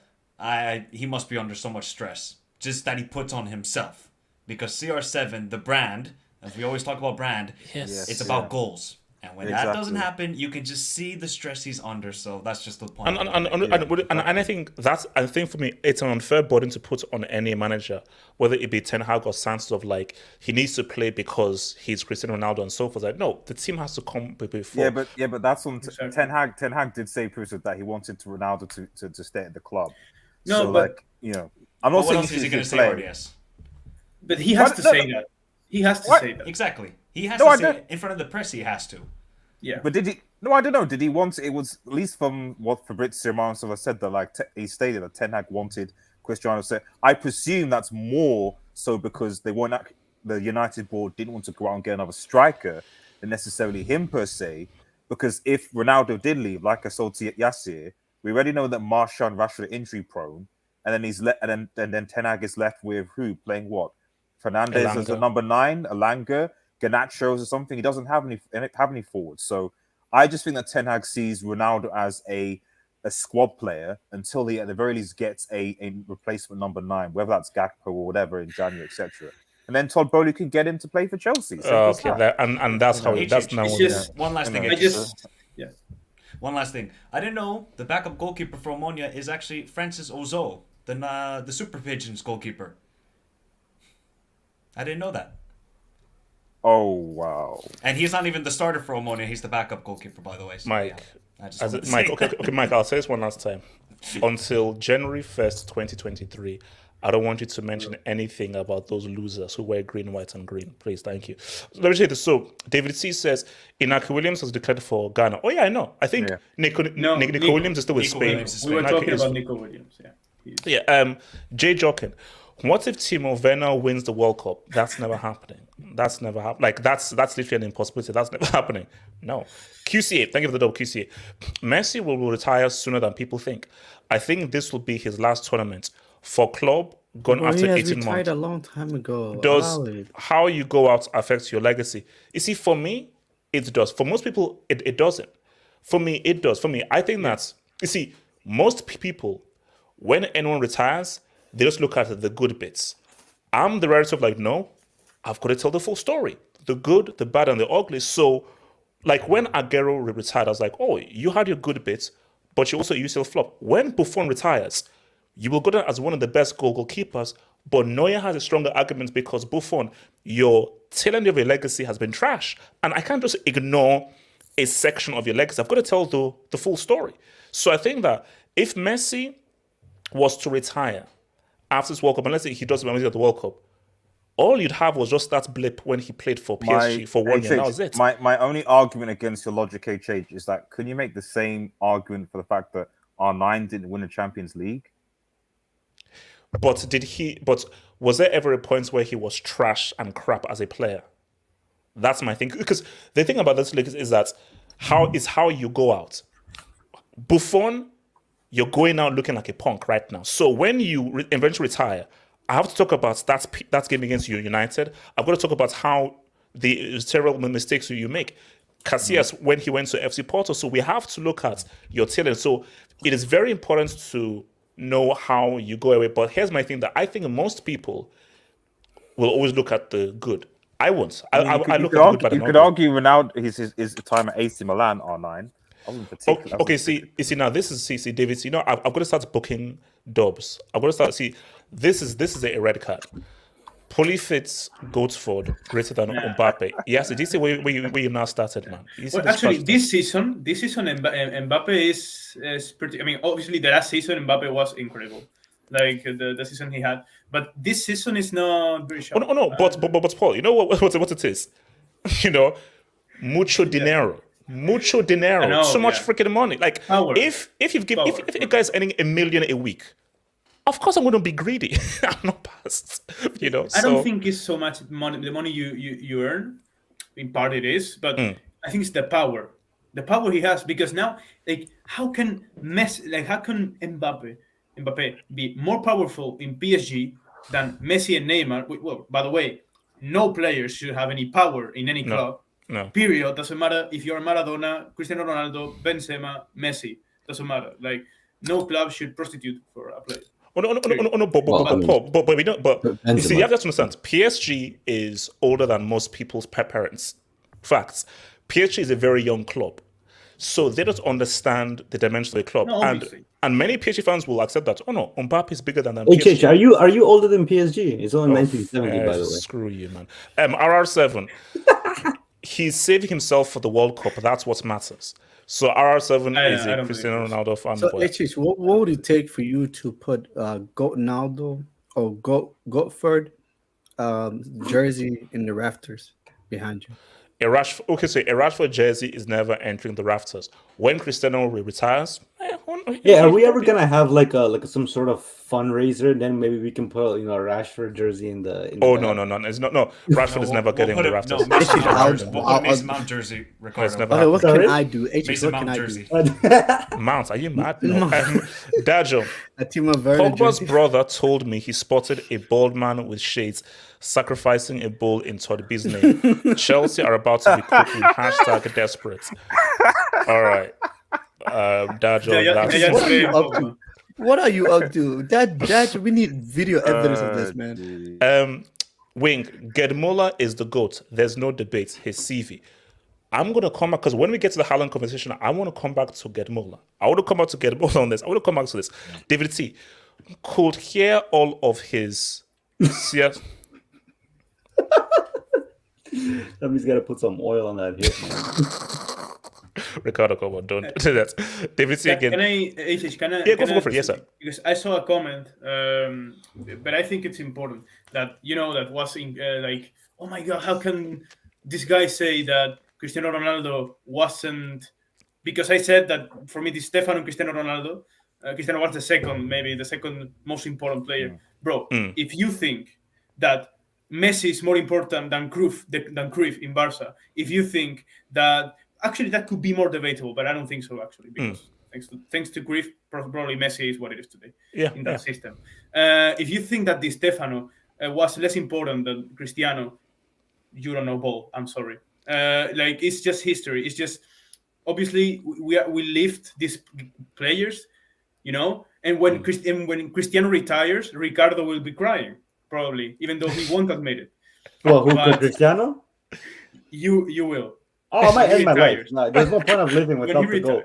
Oh, you'll be thinking, man, this bitch, man, this guy. No. I'm gonna cry. Wait, hold on. Let me realize. So David T. I've never ever laughed at my own player, whether it be Kleberson, Anderson, Bebe, Oberton. That CR7 miss made me bust into laughter out of disbelief. I cannot laugh. I was laughing, bro. No. Forget. That was funny, bro. No. When I saw it, I was just in disbelief. That's beyond laughter. That's just disbelief. It's disbelief. Nigeria Football Association. RR7 might level studios secondary accounts. It's not, and I like.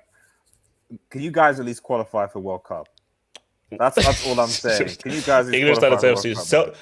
Self-hate is very bad, bro. Titus FC. Haaland is clear of Percy Dwarf, and CR37 is the new face of football. Okay, you know what? All right, let's These nicknames are the best. Yeah, this is bad, but it's bad. So you know what's crazy? The prodigy. You know the prodigy is his game is like Messi, Ronaldo.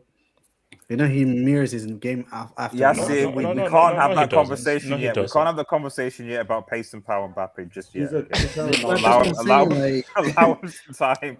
Allow him some time. Wait.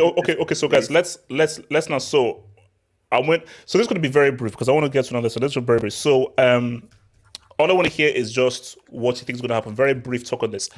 Bayern against Dortmund. What are we saying? Let me just quickly bring up the table so we know where we are with this whole thing. Yes, it don't do that. Yes, it don't do that. HH, know, I gotta go first on this because I'll be quick. You know, HH, this is the first time in I think 10 years, I believe, that neither Bayern or Dortmund are first in the Bundesliga when they meet against each other. You know. This is the first time. And also, can I just put here? Burgers that are fried or a union in Berlin aren't sniffing this title. So guys, get that dumbass thing out of your way. Wait, remember that time when people say, "Oh my gosh, Sevilla could maybe make this a 3-horse race"? Get the hell out of here, man. Yes, what are you saying, Bayern or Dortmund, ban? HH, I've said this. The moment Bayern Munich won the title last season, I went on strike. I refuse to allow myself to sit down and watch Bayern, Lovecraft, chastise. No Lewandowski. Embarrassed. Let me please. All right. Destroy, lubricate. This is basically Bayern Munich's daycare. Like literally, these are Bayern Munich's children. I have respect for myself. I will not watch the Bundesliga this season at all. And I haven't watched the Bundesliga this season at all. All I've seen is clips on Twitter about Musiala. Can you give me a scoreline? I didn't ask for a sermon. I asked for all I'm going to say is scoreline. I am not going to watch this game. Yes, I don't care about. I guess I don't care about your life or so forth. All I want is a scoreline from you. I really don't give a damn. Give me a damn scoreline. The hell? I would say 4-2. I give Bayern. 2 goals to Dortmund. Yeah, I give 2 goals to Dortmund. 4-2, whatever. Okay, Mike, what are you saying, man? Bayern Dortmund. Man. Well, Yasser can enjoy watching Brighton versus Spurs. I mean, Yeah, you we want go. to watch Italian That's Mafia more football, entertaining. go ahead. That's more no, it's entertaining. not. No, it's not. Yes, get the hell out of here. Get Come the hell on, out of here. Yes, you're shut going to up, watch man. Italian Mafia football. Go ahead. Yeah, That's no. a ton of content at the moment. Conte ball against Seagulls. Hell no. Hey, Mike, what you saying? Seagulls are looking good, though. Yeah, this is going to be Bayern. I mean, Dortmund have... the only way Dortmund are going to win They're this coming game... off a 6-1 dub, though. 6-1 dub. Coming off a 6-1 dub. Dortmund. No. Was it 4-1? What was I it think against it was Sevilla? 4-1. Yeah, it was 4-1. 4-1. But, you know, Sevilla, that's Lopetegui tax, and he was sacked already. I don't agree with that, by the way. So Moukoko has to start this game. If Modeste starts for Dortmund, they got no shot. Because Moukoko is, I think, the difference. And Modeste is just 34 years old. He was an emergent signing for them. I can't see him start this game. So, but Dortmund, I can't trust these guys.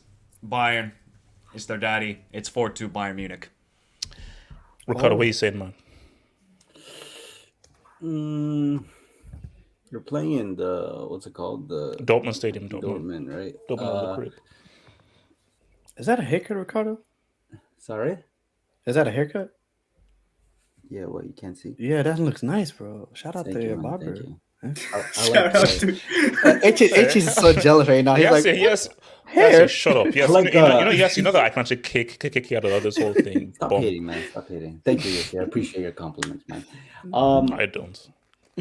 No, but the Classico is actually lit. Like, I actually watched it a few times. It's mad exciting because it's actually nice seeing, Dortmund think they're good and then they get curb stomped by Bayern every single time. Yeah, So, yeah. and the crazy part is that Dortmund, they tend to score first, and they're like, oh yeah, we're in this, and then Bayern just rapid fire goals. But or if Bayern just score a goal and then it's pretty much finished. But I think Bayern will win. I can't trust Dortmund, man. They just always disappoint. I think Bayern will win 3-1 or 1-3. I think they win 1-3. I think Sani will score. Musiala. Wow. And who else? I'm gonna go with a clever pick, and I'm gonna go with Goretzka. I think Goretzka scores too. And for Dortmund, to be honest, I don't even know if they'll score. I'm just saying one because I'm being nice.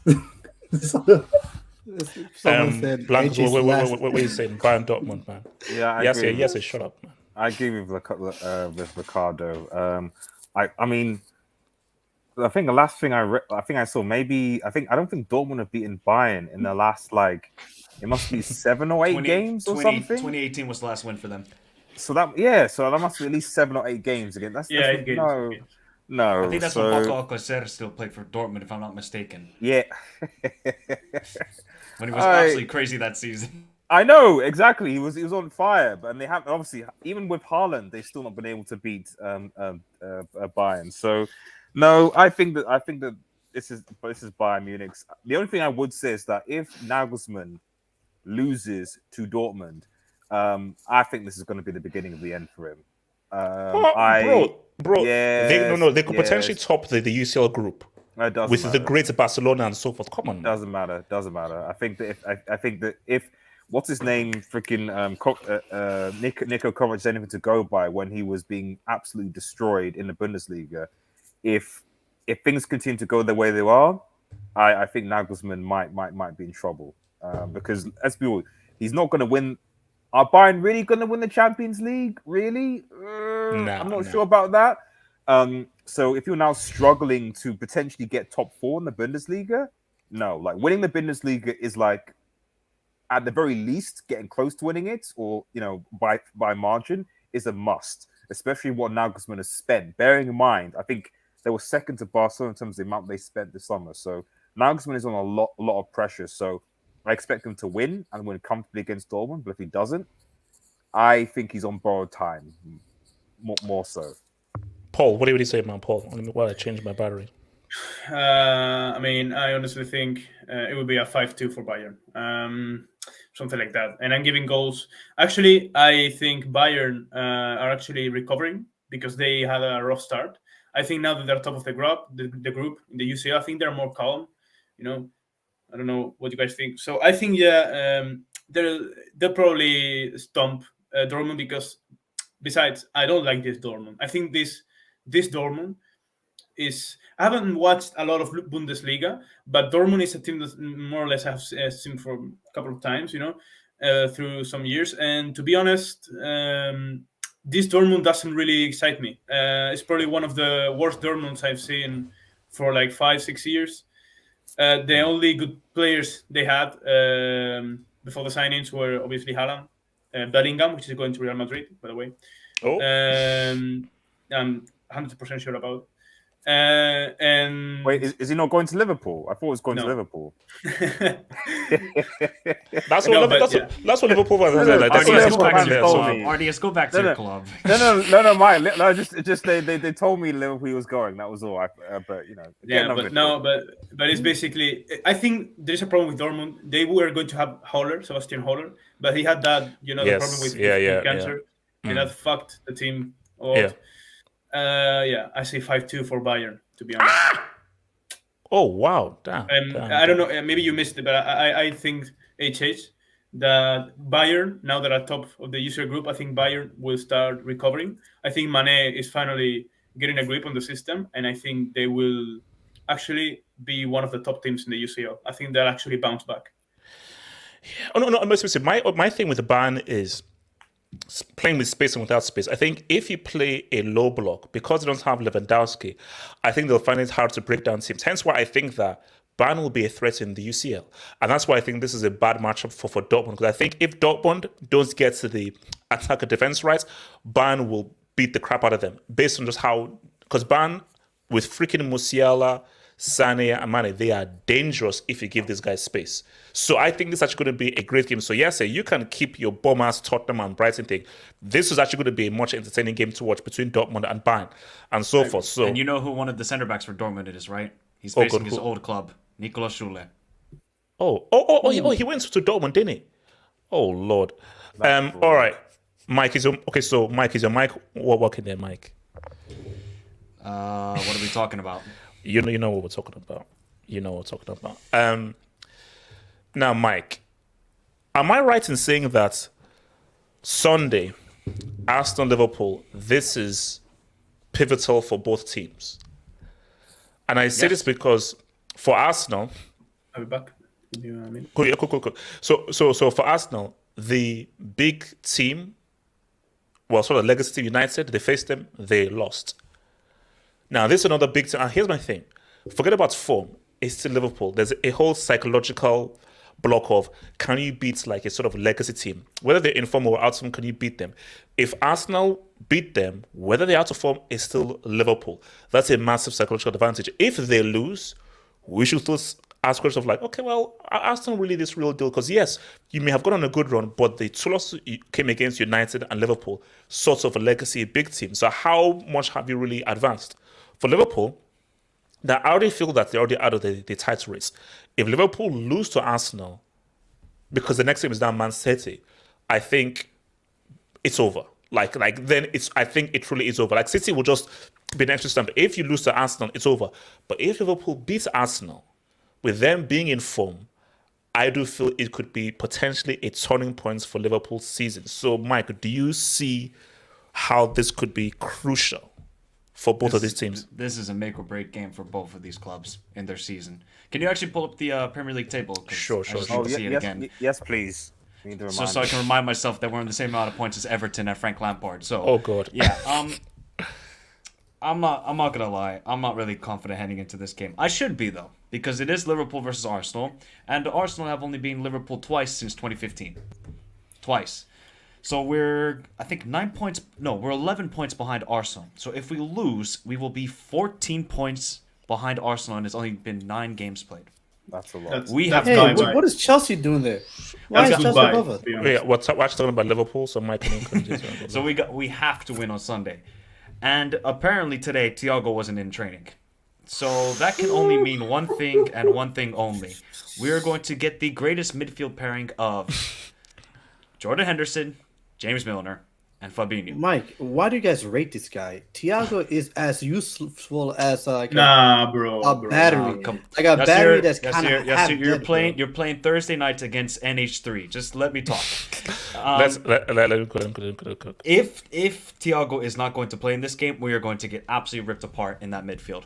Partey, Xhaka, and Odegaard they're gonna all day just have all the space, all the creativity, because I think people got Because you say that. So if Thiago's injured, you don't see any way Liverpool win. no. It's Arsenal. I just don't see how we can control that midfield then with Henderson and Milner, or if it's Harvey Elliott. Even though Harvey Elliott has been decent this season, in this sort of game against the quality that Arsenal have, and you can say what you want about Arsenal and say maybe they have an overrated squad, who have they really played, but this team is very good. And I think Granit Xhaka deserves some respect because maybe he's not a 6. Maybe he's an 8. You see what he did to France last year. So, and then the other battle is Martinelli against Trent. And if you remember what happened last season between these two teams, Martinelli absolutely ripped apart Trent in that destroyed first half. Trent, destroyed Every time Martinelli Dear got the God. ball, he went past him. And the only thing that was against Martinelli is he was crossing it into lack of threat. Now he has Gabriel Jesus. And that is going to cause big problems to Liverpool, especially. So are we just from what you're saying? So more pressure is on Arsenal than Liverpool.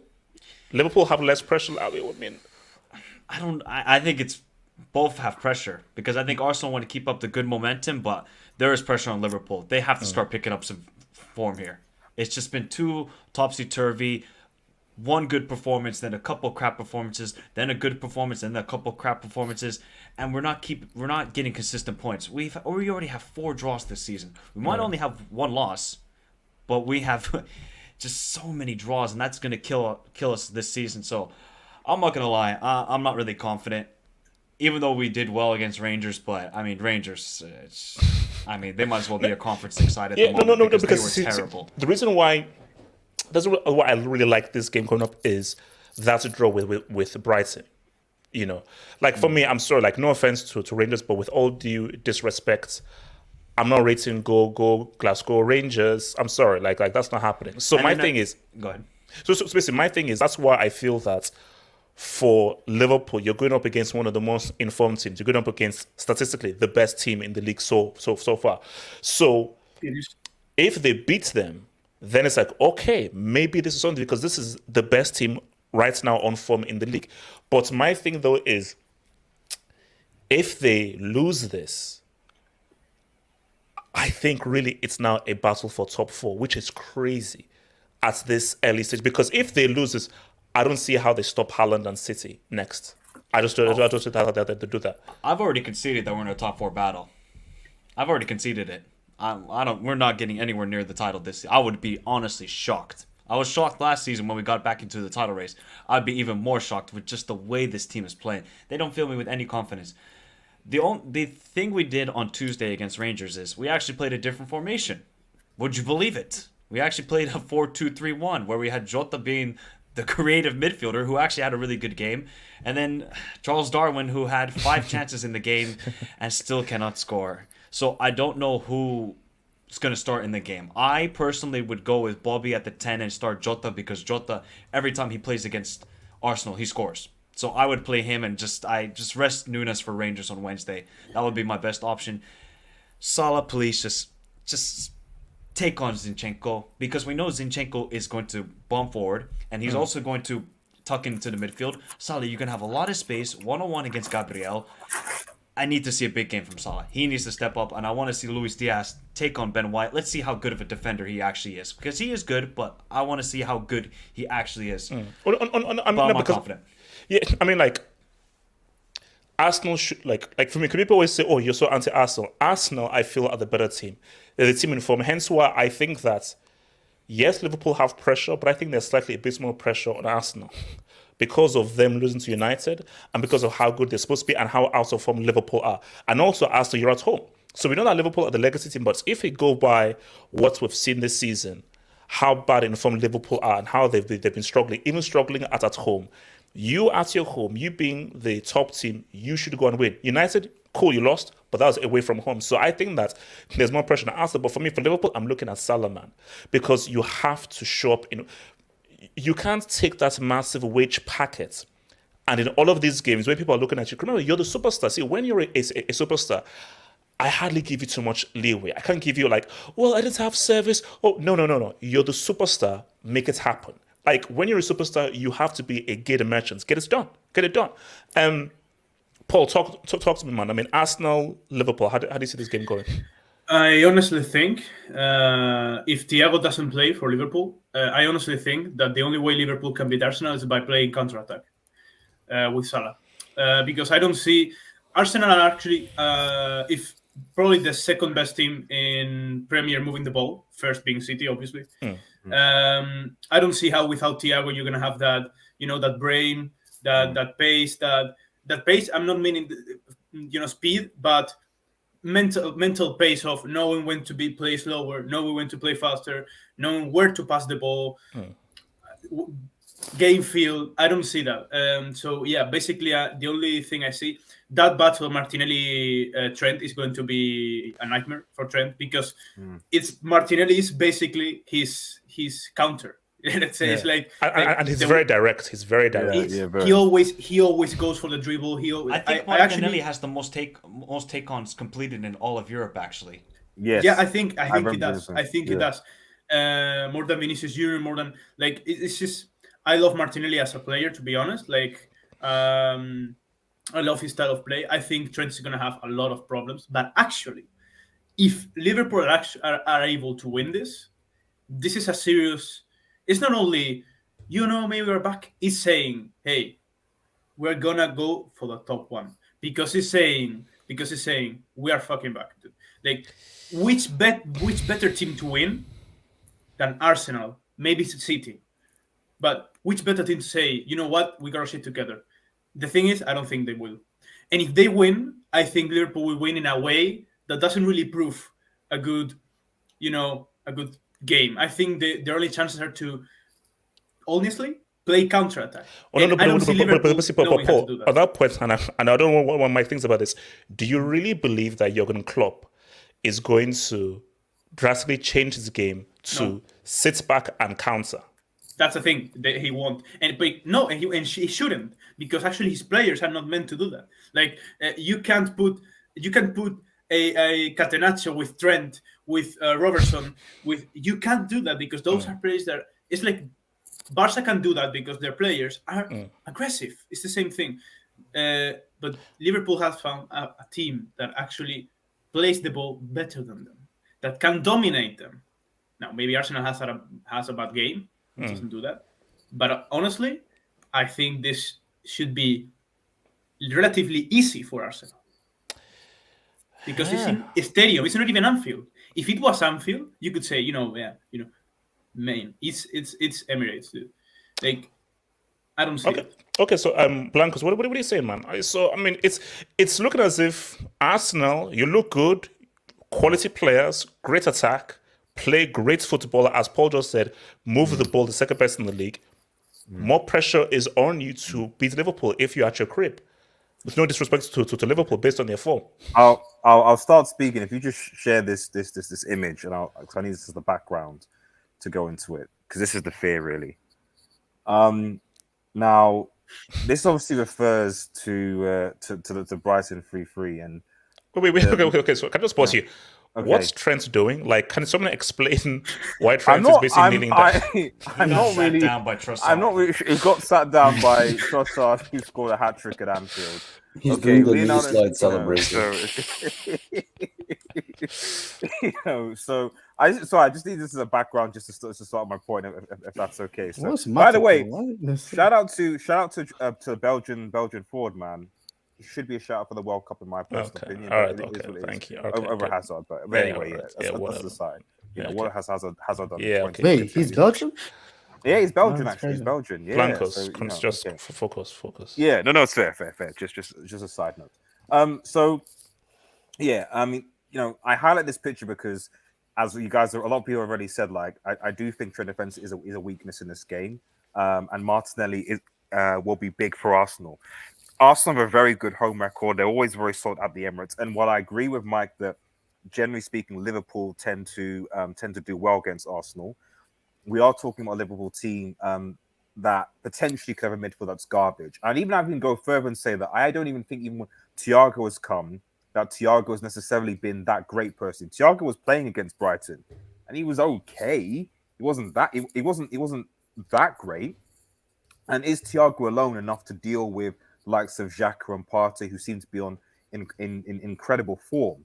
The mention of Zinchenko is fair, but from what I hear, Zinchenko is I think has got an injury, and Kieran Tierney might be coming in, who is also a good shout. And actually, Kieran Tierney, I'm making a case, is probably better defensively than Zinchenko, in my personal opinion. So you then add in Gabriel Jesus into the situation as well against Van Dijk, Van Disney, Ben Fraud, whatever he's going by now, because Van Dijk I don't think has been particularly good this season either. And for all intents and purposes, like, Arsenal should actually win this game.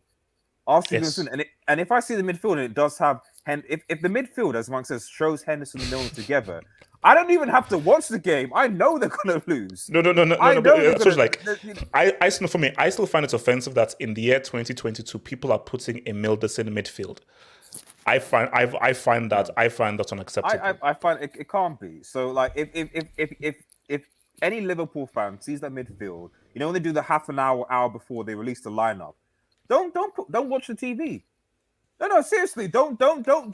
If you see that an hour before they've picked it, don't turn on the TV. Just say, listen. Okay, let me throw this out there. Yeah. So, let's say it's Milner and Henderson in midfield, and Liverpool still beats Arsenal. How bad is that for Arsenal? How much does it affect them? I think it definitely quiets any title talks, if there were any title talks for them. But I don't think it necessarily diminishes top four. Top four. That's the thing, yeah. So it stops the whole we're going to go to the title, we're going to challenge City, blah blah blah blah. But I don't think it diminishes top four, because realistically, so long as Arsenal keep on beating the mid-table, the small teams, they're probably going to get top four anyway. But the pressure is on Liverpool here because, I know United were cooked by Man City last week. I generally think that if Liverpool start a midfield with Milderson against City, that they're even going to be more cooked. Like possibly a proper circumcision lubrication if Milderson starts against Manchester City. It's not even going to be an argument. No, that's Yeah, is nightmare on no, that's Freddy Yeah. Krueger nightmare on Elm You know. Street, bro. Yeah, like that's it. Especially if Haaland's going against Trent, maybe double digits, maybe Okay. maybe.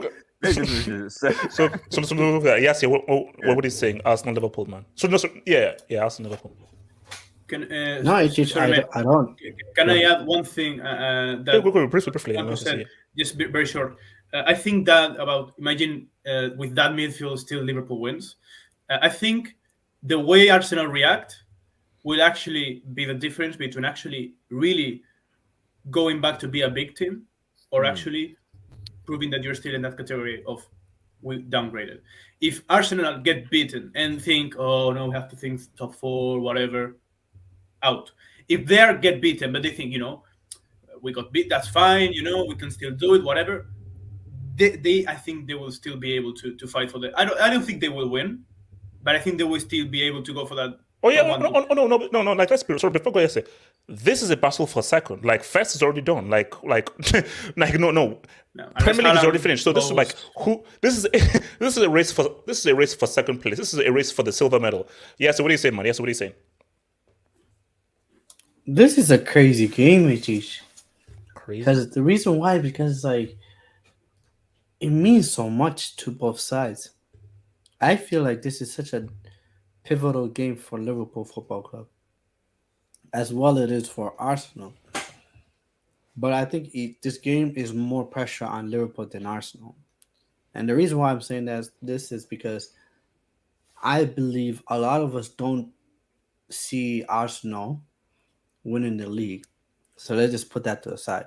Like you said, HH, this league is done. Yeah.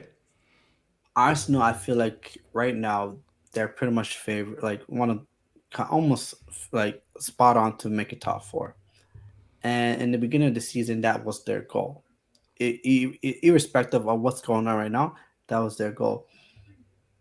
If Liverpool don't win this game, I'm talking about forget about a draw. If they don't win this game, HH, where's the next win going to come from? Because the next game they have is Man City. So you're talking about they drew with Brighton, then a loss to Arsenal and loss to Man City. That's 3 games with no win. HH, like, and then we know how we all support big clubs, right? We've seen our clubs go through like a struggle. When United, we had like 10 years struggle, but whatever. But we've seen how a good team, I've seen, especially with Chelsea, I've seen how a good team, they do so well the previous season. Then the next season, it just, it takes those 1 or 2, 3 games that, you see those cracks and then the whole team kind of spirals. It's easy for a season or a team to spiral out of control. And I feel like this is the game where Liverpool needs to kind of put their season, especially in the league. Oh no, it's key. It's very key. So, like they lose this. Yeah, and actually, I don't. If they lose this, I don't know. It's one of those things like I don't know where to go from there, type of thing. Because straight after that, you have Man City, and like Man City are just going crazy right now. I think look, see, I still feel more pressures on Arsenal because I think most truthful Liverpool fans who want to be truthful are like Mike. The title is gone. It's gone now. So this is about top 4. So, but the issue now is forget about the title or getting back in the title. Is that if you now lose this and you lose Man City, how complicated is top 4 going to be? If Arsenal are on 4, what are now Tottenham, Chelsea, or even United going to now do? And that is how crazy it is, because that's why it is so important for Liverpool, because if they win this, okay, can they now refine? Even if they win this, what can they do against Man City? But if they lose this, knowing that you now have Haaland and City next, whew. That's my point. I understand what you're saying about Arsenal, but Arsenal has shown that they can lose in a big game and still bounce back, because their next game is after that is Leeds, so they can bounce back. But the problem with Liverpool is like if they don't win this game, they have Manchester City next, and if you don't win that game, and it's like, okay, then you're looking at their schedule, like, okay, where are they going to get their next win from? And if that's a very terrible situation to be in, especially the size, not only the size of the club of Liverpool is, but the team. So Liverpool has too much quality to be in that situation, but here we are. So for me, it's hard. For me, this game is very hard to call because it's such a big game, and it's at Emirates. It's away from for Liverpool. It will be away from home. If it was at home at Anfield, I'll probably be like, you know what, Liverpool got this, even though they struggle against Brighton at home. But I still be like, you know what, they got this. But this is against Arsenal at away to Emirates. So giving the edge to Arsenal then. Yeah. Okay. And So Liverpool haven't won an away game this season either. So Ricardo, what are you saying? Just brief thoughts on this, and I want to go to scorelines. Arsenal, Liverpool. I think Arsenal. I think Liverpool haven't been playing that well. To be honest, I would much rather Liverpool win, just so I can stop coming on here in Premier League talks and acting like this is actually going to be a competitive EPL race between Man City and Arsenal. Because this league is far gone, especially with Haaland is scoring. But I'll be honest, I think Arsenal is going to win. I think they'll win like 2-1. Actually, 2-1 or 2-0. I hope Salah shows up because he hasn't really been showing up. But with that midfield, bro, that's the most dead midfield since like, fuck, man, I don't even know. And no, but you know what the weird thing though is that because we're probably at scorelines now. So you're saying 2-1 Arsenal. Yeah, I mean, I don't have faith in anybody else. Like, I'm feeling 2-2, bro. I'm feeling that Arsenal should win. And I feel because there's so much pressure on Arsenal to win, and because I know Liverpool are going through, I still see that Liverpool will hold them to a draw. Yeah, I mean, I don't know, because, like, bro, Trent, like, I've always been on the train that this guy can't fucking defend. No. And, you know, I had some Scousers in their cult following, you know, insult me. But then again, it is what it is. You know, I respect the, you know. Oh, don't worry, Ricardo. I posted a video about Trent not defending. Then the day after we beat Rangers 2-0, they said, oh, he's back. He can defend. I said, Rangers. Yeah. Yes. You know what? Like for Trent, like the fact that I believe from what I heard, I don't know how true this is, but correct me if I'm wrong. I believe he's statistically, which doesn't really mean shit, or it means a little bit, but he is the most creative or chance creator in the Premier League, and he's a fullback, or is he the most creative player on the team? I think it's on the team, right? Yeah. Oh yeah, for sure. 100%. Yeah, I think it's on the team. The fact that a fullback is Liverpool's best creator right now is like That's really a bit wild. weird. That is a bit Because wild. we don't have any creativity down the middle. That's yeah, the problem. but the thing is that I don't know. I might be alone on this. I genuinely think with, you know, maybe sacrificing a season or so, remodeling Trent's game. Like, I think he should be a central midfielder or a right-sided central midfielder. Like, to me personally, like, if you're gonna be a fullback, it's like you have to have some. You have to know how to defend. At the bare minimum, like at least be a decent defender. And But Ricardo, like, I don't get it. It's like this was always bound to happen. You can have a right back that can't defend and expect people not to exploit that weakness. And it's just hope. No. But see, here's my thing though. That's never going to get exploited. Because I'm sure Madrid fans will know this. I'm sure and everything. It's the Marcelo example. Yeah. And do you know why Marcelo is one of those guys where I'm willing to live with his weaknesses because we have Casemiro and we have Ramos. So he brings us. Marcelo gave Real Madrid so much offensive-wise that we are willing to live with his defensive frailties because we know that Casemiro and Ramos can cover. Absolutely. The issue with his Trent is when Henderson had legs, Henderson was able to do the cover for him and so forth and Fabinho. But now that Henderson and Fabinho are now declining, he's not being exposed. Yes. So the issue now is that you can't, like, bro, if Arsenal are on their game, it's over because Henderson and Fabinho simply do not have the legs to now make up for Trent not being able to understand where he needs to be positionally. So it's that DM and that midfield who have to do the work. I have this thing to say. Is Trent just like I mean, I'm looking at the free kicks. I'm looking at the whippage on those crosses, and he plays on the right side. Are we looking at a light skinned Yes, David Beckham? David Beckham. Yes, he is. That's what he is. Are we No, but that's what he But is, though. Like, no. You know what I'll say? I'll say that when I just see how some of his interplay with the midfield, I think there is a little bit more to his game than Beck's. Beck's was literally.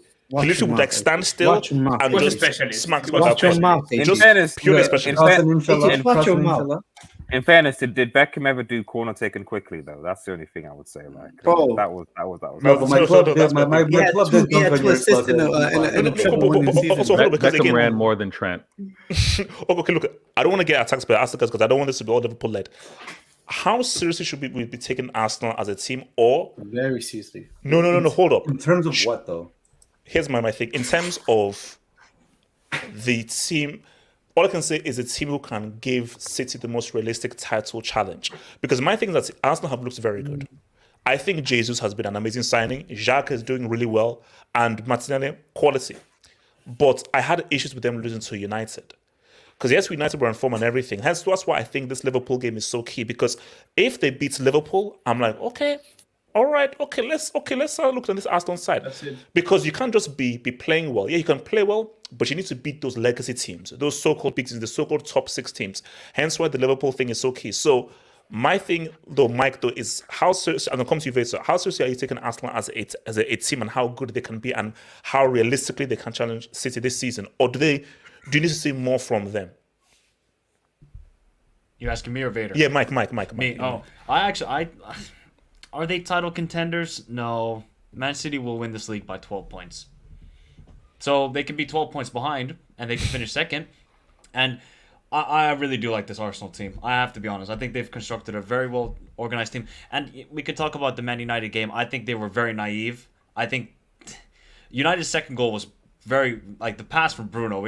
That was a great pass from Bruno. The third goal, that was a calamitous defending. I don't know why they play such a defensive high line. So they just need to manage No. game That was balls. maybe Arteta was a moron when he made those subs. Yeah, the subs were not good, but I also just think the defensive high line wasn't the greatest in that game. But Arsenal, the difference with them is they have mentality this season. When they concede a goal, you know what they do? They get a goal right back. You look at Fulham, you look at Aston Villa, other games, they immediately get a goal to respond. So I think that's the major difference with this team. I think you can say light bulb tactics, we can say drawings on the board and all this sort of stuff. It's kind of worked. I think the mentality has gone into the squad. But they will not be challenging for a title. So let me go to Vaso. How, just your brief view on Arsenal. So let's talk about how serious you think Arsenal are. Do you think they can say what's up to Liverpool? Liverpool, what's your overall thoughts? Liverpool. Arsenal's form is very good. It is very good. So if I'm just looking at that alone, I gotta say this is going to be a matchup it's going to be well contested from both sides.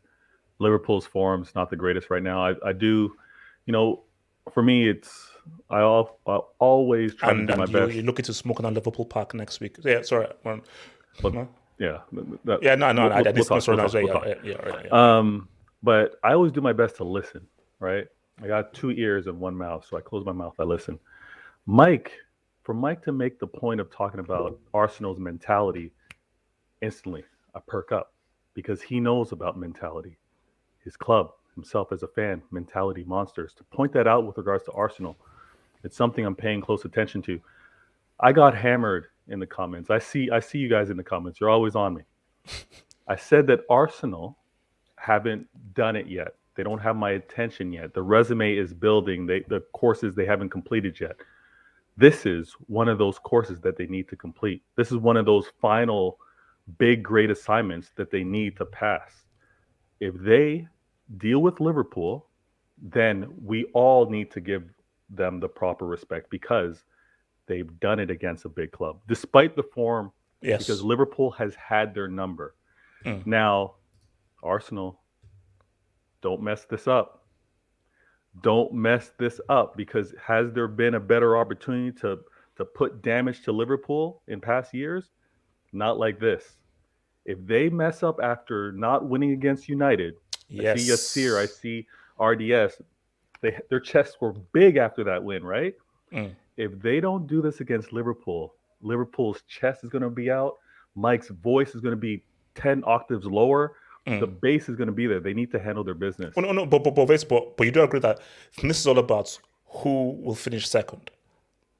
So like first that's already a done deal and everything. Like so, this is about. I'm gonna leave the who's the best challenger for the challengers. I won't speak on that. I'm focused on winning this league. Okay. Wait. Let me just hit this doors and I want to just get some scores from you guys. So,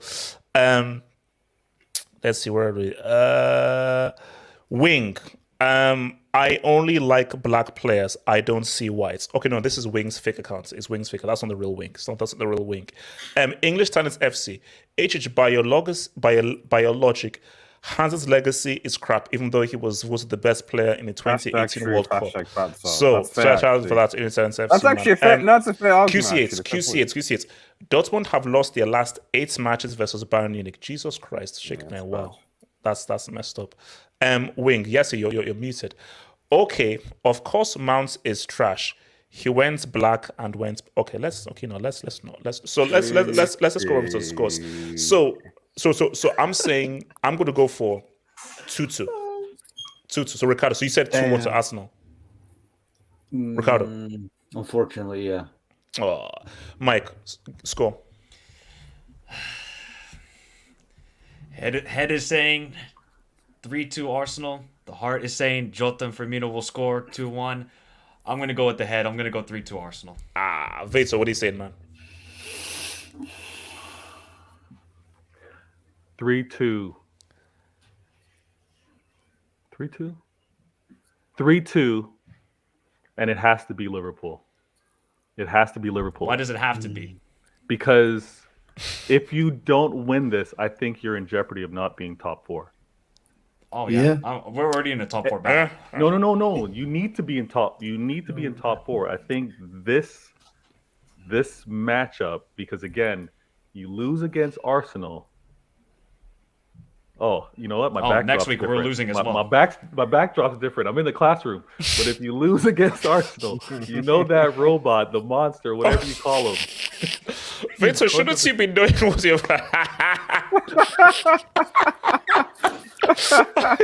No, that was a mess up. That was a complete mess up, man. You messed that up, man. We got that Haaland no, you messed up. Schizophrenia, like. Yes, so what do you say? What do you say? Score. Man, Liverpool, man. By the way, people forget. Guess who was voted the Do you know what the funny thing about Yassi? Like, I'll ask Yassi a question, and then he'll go and tell us about, when I was young, like, my father used to hunt tigers. Do you know what the best? And I say, I just asked you a school, and but you know my mom, she went to Neptune. I'm like, Yassi, I don't need a story. Bro. Yes, I need to finish Final Fantasy 9 on the Nintendo Switch very soon right now. So can you just please hurry this up, man? I understand. And play Skyrim. And look after my farm on Animal Crossing. All I wanted to say is Jurgen Klopp got voted Manager of the Year last season. That's all I was going to say. But anyway, He was. Yeah, he was. 2-0 Arsenal. Ooh. Right, RDS. Los Blancos Studios, by the way. Yeah, that's it. Like LBS, man. That's it. LBS, So just Blancos, man. Blancos is also fine. Okay, Blancos. So, cool. Okay, so I actually, if what Mike said is true and Thiago isn't playing, well, he didn't train today, so Blancos a bone. But they could be saving him. They could be saving him. Never know. Okay. They're going to be protecting him. So I'll give 2 then, and that's the case because for me it's contingent on that. I think if Thiago's not playing, I think it could be. I think Arsenal could be clear. I think potentially 4-1. I think if Thiago isn't, I can. Yeah, you're not going to see me then for a couple of weeks on this. Yeah, I'm not going to lie. Without Thiago, how do you? Okay. Well, I put it in the context of like if you think, for example, like when United play Liverpool, like and that was the United team coming off like being spanked by Brentford 4-0. Okay, yes, Maguire got dropped, fair enough. There was a few changes, but it wasn't like United were massively good against Liverpool, and yet with that midfield, they still won that game. So let alone an Arsenal side that are like that have got confidence on form, etc. If Thiago's there, I think it could be bad.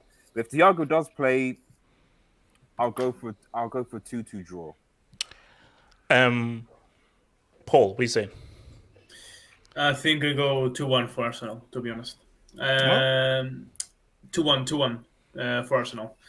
And yeah, if Liverpool doesn't win this game,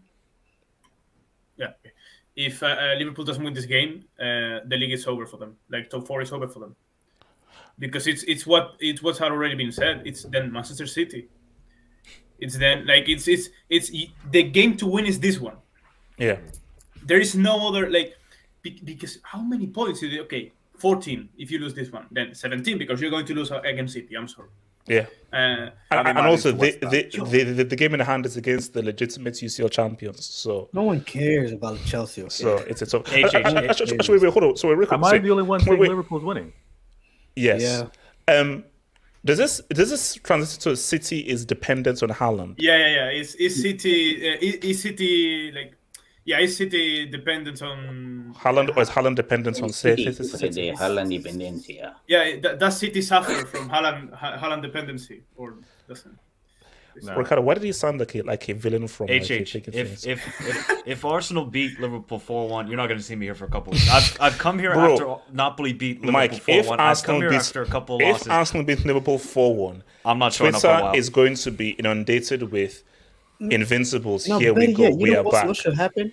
I'm going to have to find Mike's channel because I'm going to have to tune into that. If he's not I need Mane to score open hangout mic, please, man. Luckily, I'm busy on Sunday, so I won't actually. You know what I need need to happen? I need Mane to score 3 pieces against Dortmund, and I need Liverpool to get smashed up and Dick riding Mane, man. Wait, hold on. Omonia next week. Actually, hey, Jay, can I ask one quick question? Yes, sir. If Arsenal do beat Liverpool, are we gonna are you actually gonna consider inducting Salah into Class C at least? Yes. Because if Salah if Arsenal beats Liverpool and Salah drops to disaster class, because Salah he's currently under review. I need to update. He's currently under review. If he drops to disaster class with 0 goals, Class C. When are you gonna? Did you induct Lewandowski yet? Because I'm tired of this guy. No. Wait. Is Cristiano Ronaldo under review? HH. I think he's classic. No, hold on. We're moving. Guys, I need to talk about Link. So before I talk about Link, so shout out to your boy Q6. Nice Rivaldo shirt, quality player. Next, Batistuta, Romario, Baggio. The next is a surprise, but yes, because basically I always look at basically eBay. I get this on eBay, and I get I always wait for a nice price, and I finally found a Totti Roma jersey, so I'll get there. So. Yeah, I'm trying to look for a Baggio one. The one Why I'm would trying you to look get Baggio? What the hell? That guy's a fraud. Listen, shut up, man. Sure. No, it's quality. So, okay, look, guys, let's talk about this. And Vitsa, I'm so glad you're here. Vitsa, I'm so happy you're here, Vitsa. Because Vitsa, I've been attacked. And Vitsa, I just want... Here's the thing right now. So I was on the terrace. Shout out to your boy Terrence and so forth. And I said that. And I said that. Look, man. What is this like a whole Canadian thing or something? The Toronto thing is a Toronto thing. Was this like a Toronto thing, man? So here's my thing. So I said that Haaland being the face of football is very bad for football. It's not good. Haaland is an amazing goal scorer, but he's a bulldozer. And I think that we can't have a bulldozer or a Norwegian wrecking ball being the face of football. I think that's bad for football. And I'm with the mindset that if we're looking at the future, a Vini or an Ansu Fati would make more sense because they're more footballers. Haaland's football fundamentals simply aren't good enough for him to be the face that promotes footballing excellence. And I have made a point that what this guy's doing goal scoring wise is quality. It's amazing. And I think that he should be pigeonholed and remain in his place, which is that you're there to get those goals. And his goal scoring qualities are amazing. But we can't promote this guy as a superstar guy. We can't put him in the same category as a Vini or an Mbappe. Because Mbappe and Vini, these are footballers. Haaland is a goal scoring machine. Like, Haaland can be put in the same category as an R9. He will score 5 times as more goals as R9, 100%. But in terms of quality, technical quality, Haaland can't be, because he doesn't have the Salini, he doesn't have the Vavum, he doesn't have the Shomla, he doesn't have that Salalalala. So That magic. do you that thing? Yeah. So, Veso, what do you say to Haaland? Is a damn crazy generation goal scorer, but he can never be seen as a truly elite guy who can leave an impact. Because as a footballer, he just ain't nice. I mean, you say a lot, but then you don't quite say a lot at the same time, because you want to point out that he's not what some of the greats are, right? Mm-hmm. And as you point out what he's not compared to some of the greats, you then just diminish, you then like downplay the fact that he is so proficient as a scorer. I said he's an amazing goal scorer, but he's a trash player. He's trash on the ball. But that's the problem. You could say he's trash on the ball. I won't even challenge you on that. If you want to have that take, great. But don't say he's a trash player, because he's an exceptional player. And this I'm glad that I wasn't in the segments a little earlier. All right, I'm going to drop some knowledge. Shout out to everyone out in the six that talk about football but call it soccer, all right? Let me give you a soccer moment right now. This is sick. We're in an era. We're in an era. And Mike will back me up on this. We're in an era of specialists. You guys just had a segment talking about Trent. He's not good overall as a player. Mm-hmm. He's got his tendencies not to be as proficient defensively, but what he brings offensively, you wouldn't trade that for the world. Okay. I hear the same thing when they want to talk about Ederson. Oh, the man's a midfielder in net. His footwork is crazy, but he's not a true shot stopper. But what he brings is worth the trade-off. The specialty, the specialist that he is what's important here. So he's a specialist. So you're saying Haaland is a specialist. And this is why he should be the face of football. One of the faces in football. That's why he shouldn't be the face of football. He needs to be one of the faces in football, because you want kids to know that they can have careers, that they can have growth, they can possibly have legacies by not being fully complete, by honing in. Veto, that is horrible to promote that message, man. That is a horrible message to promote. So, okay, sorry, I'll let you finish about Veto, because see, you're making me very riled up right now. I know. So you're saying that we should promote to young guys that don't try and be a well-rounded footballer technically overall. That's not what I'm saying. So you just want us to breed David Beckham, just be specialists. No. So specialists have their place, but we have to promote the Neymars, the Messis, the Vinnies, guys who are coming with the whole package. Those guys should be the face of football. And the Haaland, you have your place. Okay. You have your place, bro. Let me despite, and I know there's people that prejudge. I'm not going to call you guys, I'm not going to call those prejudice, but there's people that prejudge. You hear the accent, you see the tone. This guy knows basketball. He doesn't know football. But let me bring in a basketball analogy, okay? They looked at Steph and said he's terrible for the game. Got all these kids chucking up threes.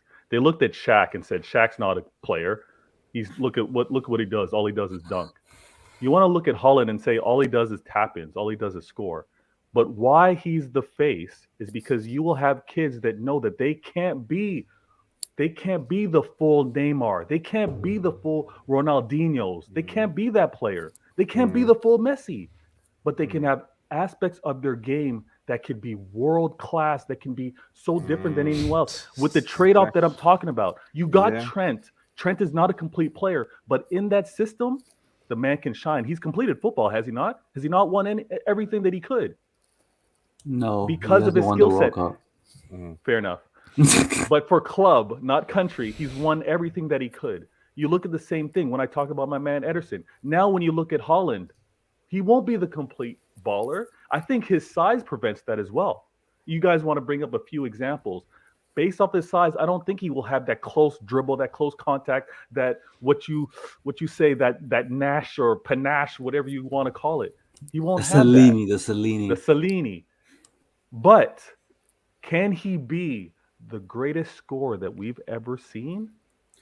Can he put up numbers that no one else in the world has? He's already starting to.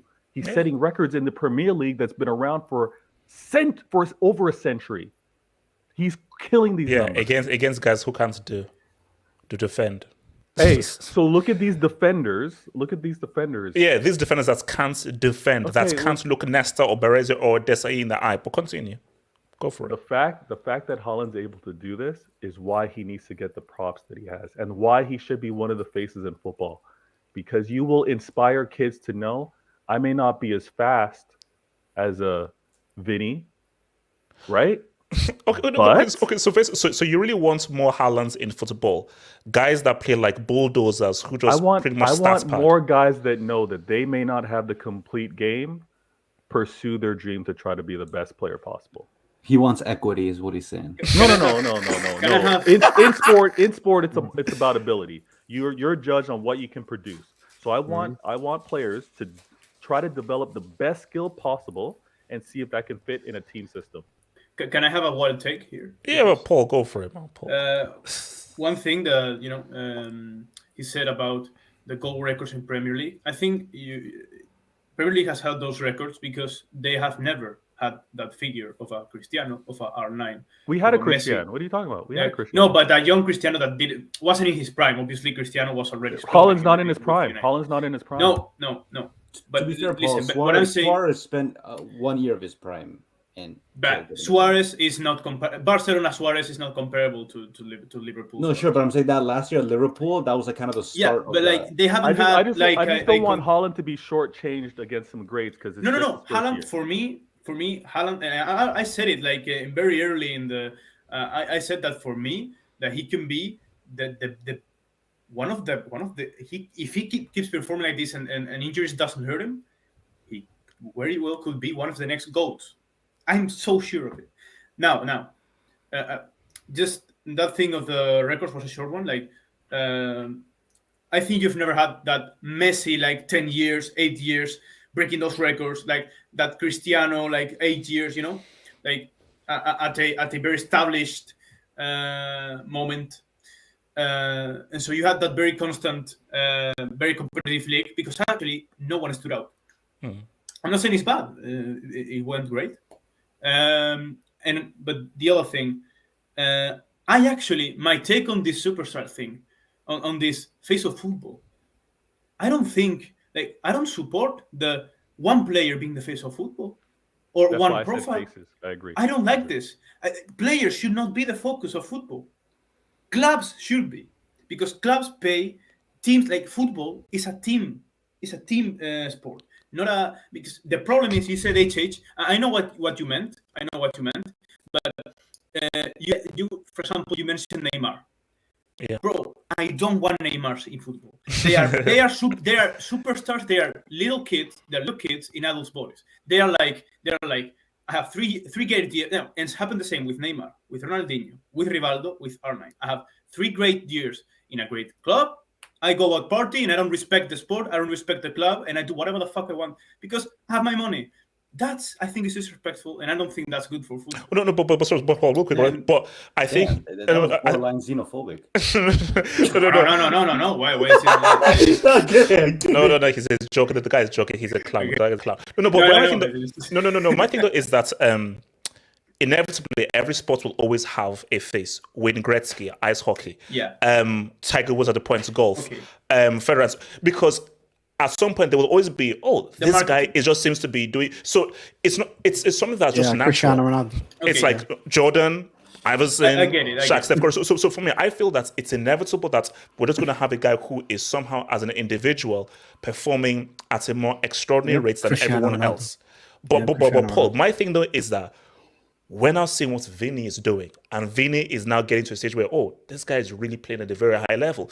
And my point is, if it's between Vinny and Haaland, it is far better for young kids to have Vinny as a face of football than a Haaland as a face of football, because one guy is an overall footballer, another guy is a truck driver who starts pads. So, Paul, can I say something crazy? Shh, Paul. Yeah, sorry. Okay. No, Paul. This okay, I'm gonna say something crazy, and people are gonna kill me. Okay. I think Vinny is going the wrong way, and I don't like these last days of. Obviously, he's like he for me is one of the best players. right now in football, but I think his attitude is starting to go back. I think this thing of everyone, since this racist attack, which I'm not, I think there started being a lot of pressure on him because a lot of people, like a lot of stars from Brazil, Neymar, these people started, I do supporting see him, it though. I see which it. is fine. Which is fine. I love that he gets the support. All of us support him, but I do see that he's getting that. He's starting to, like show off too much. He's starting to fake things. I don't like this. I don't like a footballer that fake things. What I like in a player is a player that gets kicked and keeps on running. I don't want someone to a little touch and goes out. That's the superstar mentality. I don't want that. And I understand what you're saying. You want ballers. You want ballers as face of football, and I can understand that. And I might agree with you on that take. But on the other sense, I think Haaland is a baller as well. Not in the sense, yes, not in the sense of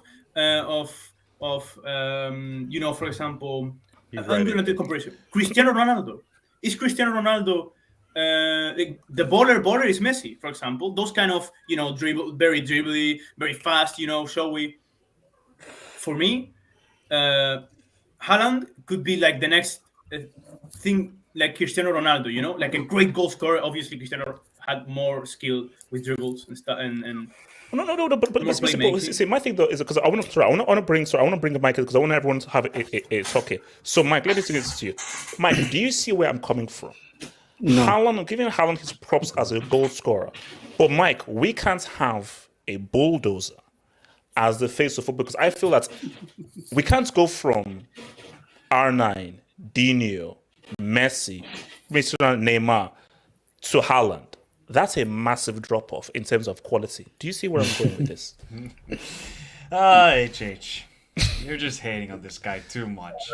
Tell him, Mike. Tell him. Mike, where's the hate? I said this guy is an amazing Hater, man. stats padder. He is a quality stats padder. HH, if he was at Chelsea, we would see every day a Haaland video. fair point. Every single No. day. We would Oh, hear Mike, the Earl, we would hear this. I'm so happy you brought it up. See, Mike, do you know why this guy is a fraud? Let Haaland come to Chelsea. He doesn't score half of the goals that he scores. Are you crazy? Are you Do you crazy? hear what? No, hold on. HH, did you see what he did with Molde? That's true. Did you see what he did with the RB Salzburg? Did you see what he did with Salzburg, Dortmund? You don't think he would Salzburg. score? HH, Bro, man. Come Haaland on. is Yo, not. Have you seen how? man. Have you seen how bad our creativity is at Chelsea? HH, have some shame. He's Have getting some these shame, goals HH. because of De Bruyne, Cancelo, and so forth. He can't get goals by himself. He's reliant on his support system. How many Vito, goals don't does look at me Haaland like that. have in Pep Champions says League? that is bro. Holland and Sterling would cook. They would cook. Bro, you had Reece James Cook or what? Fine Haaland. An bro. expired meal? Mike, talk to me, man. Okay, I think I get your take, HH. It's like Haaland has it harder for him to make the play. Like he has to be given like the ball in very certain ways. Obviously, he has a very, because of his profile. I think that for me, I don't know if that's true, and I'm not gonna jump on that, but I think that's your take, right? Like obviously, you have things like Messi, Neymar, people that can create their own chance, right? Maybe Haaland needs to be more provided for, but he's more effective. Yeah, but No. Let me just, Mike. Mike, Yeah. talk to me. Finish your points here. So you say that Let me Haaland should be the talk face after of Mike. football, Let me talk after and kids should be lacing their boots to try and play like Haaland. So that's what you're saying. Well, yes, they should be playing like Haaland as well if you're a striker. If you're a striker, don't you want your striker to score goals, HH? Or do you want your striker to be like Timo Werner and miss all these chances and have absolutely no off-ball movement? Okay, Mike. Yes, I do. then. Yeah, I do, and so forth. But Mike, give me a step over. Give me a little shum left. Give me a little You know what? sign. He Give me a little doesn't even need to sign. do that, HH, because all he does is score and score and score and score some more. Well, let's go. He is not going to be the face of football. I agree with Paul. There's many faces of football. For me, as a football fan, I want to be entertained. When I watch Haaland play, I just laugh. Not because of his on-ball skills.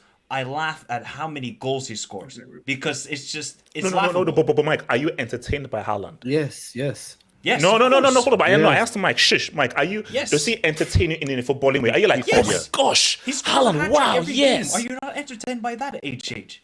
He scores in every game a hat trick. It doesn't matter what opponent, it doesn't matter what venue, he will score.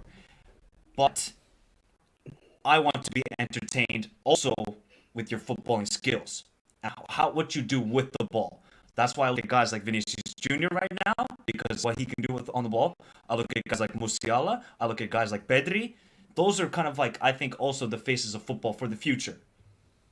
Mbappe, we'll see. I know a World Cup winner. World Cup winner, all this and that. You know, No, Mike, I didn't say Champions League final 2020, but we'll not discuss about that. So Haaland will be one of the faces of football, but he will not be the face. But I love the guy. I knew this guy would cook for Man City. I didn't think it would be this quick that he would cook.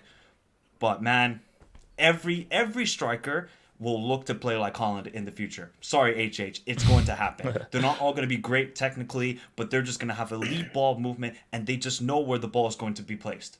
Ricardo, do you share the sentiment that the world is heading towards Haaland and so forth? Is my sports not going to be taken over by this? You know what? I saw what Vader was saying. I saw what Paul was saying. I saw what Michael was saying. I don't want to hear what Yasir is going to say. Ricardo, what? Ricardo's a mic. Yes, yeah. Can you mute your mic? Ricardo's a mic. No, I thought you were my homie, bro. Damn. No, love hate. But no, I would agree with the sense that what Vader said, that there doesn't need to be a single face of football. I think the last generation we did have the Messi, Ronaldo, and people like RDS and Yasir thought there was only one face. And I thought for a while there was only one face, but that's not necessarily the case. Thankfully, we had two players who were actually well-rounded until Ronaldo decided to be a goal scorer. But hey, it worked out for his career, so that was great. But with this new generation of guys, the Mbappes, the Haaland, the Vinicius, Mike said the Pedris and stuff, right? I don't think they're even remotely as close as talented as even to Ronaldo, like personally speaking. Like I think Ronaldo, when he was around their age, I don't think that's really up for debate. What I don't like is that the way football is heading is a very systematic sport now, which I think was always going to be the natural evolution of the sport, and individuality, things we saw with R9 with Ronaldinho, even to a degree now Neymar. That individuality is not there anymore. It's becoming obsolete. And if you're going to be that, you have to be an absolutely exceptional footballer. And when I look at all these guys, they're not exceptional to the point where teams will allow them to completely express themselves or allow the team to run through them. Now it's a very systematic way of playing. So what Vader is saying is going to be fundamentally true.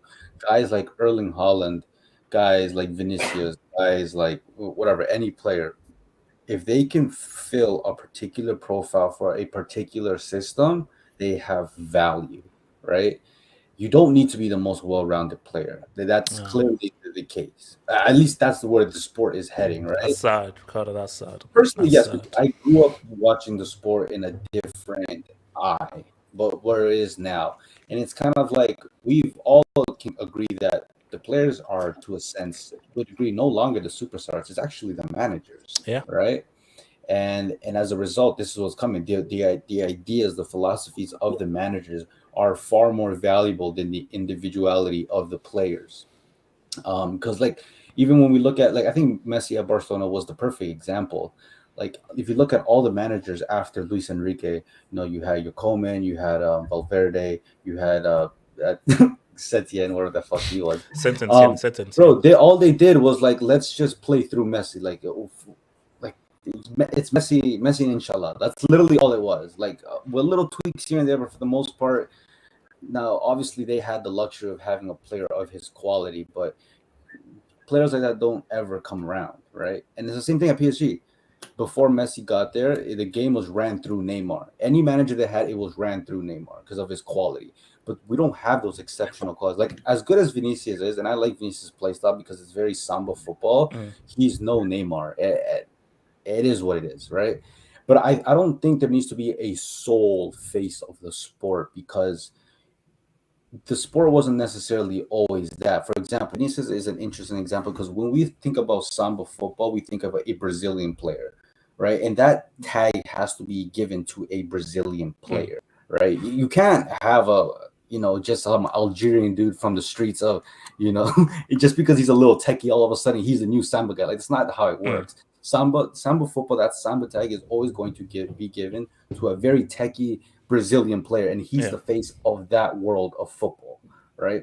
And it's the same thing with with like Mbappe. Like, what excites me about when I watch Mbappe is that how fucking fast he is. Like, that, to me, that's like incredible. Like, I know it's more of a physical thing than an actual skill thing, but pace and power. Well, I mean, I don't know about the power, but like, definitely pace. And so you can see how there's a lot of players, and especially he plays, out left and he can play out right. So like, for those particular positions, when you have a player that, excels in that particular way, it's exciting. And now for Haaland, the point of the conversation is Haaland. I personally don't think he's the most technically gifted player, but the reality is what he kind of reminds me of that, in a sense. It's kind of like Shaquille O'Neal. Like, he is so dominant in his particular position, in his particular like main area of his position, which would be the goal scoring. Like, you can't stop. Like, the guy is just insane. And when it comes to putting that ball specifically at the back of the net, he is that guy. He's we haven't seen a talent like this in an incredibly long time. Like, you can actually argue he's the best natural goal scorer since R9, because Cristiano Ronaldo, he developed his goal scoring ability, right? When you look at guys like even Suarez, Benzema, they were good goal scorers for their age, but they weren't known particularly for their goal scoring. Like, those guys, to me, even at the age Haaland is at, they were better football players. They were more well-rounded, but in the realm of goal scoring, Haaland is very clear of that, right? So I get what you're saying, but it's like, even if you use the whole Shaq thing, people are like, man, he's super dominant, but people will have more reverence to a Iverson, a Kobe Bryant, and so because there was more to their game. So those guys will always have more reverence than a Shaq. So that's the thing with Haaland, is like, your impact can't be that great apart from score loads of goals and everything, but you won't get into the hearts and souls of football fans like other guys can. This is why I'll push back on that idea, because I'm not even gonna hate. This is the new era of football comes with social media. Apart from, I hate to always bring it back to this, but the whole Messi Ronaldo thing, outside of goals, was it really comparable? No. Let's be honest, it was not comparable. They were comparable on the basis of goals. So if Haaland can give you so many fucking goals that nobody else in this generation can even remotely compete with, like, I'm sorry, as good as Mbappe is as a player. No, he's not competing with him goals. I genuinely believe Mbappe is the better footballer, but he's not gonna compete with Haaland in terms of goal scoring. No, he's just not. And Mbappe in his own right is a very good goal scorer.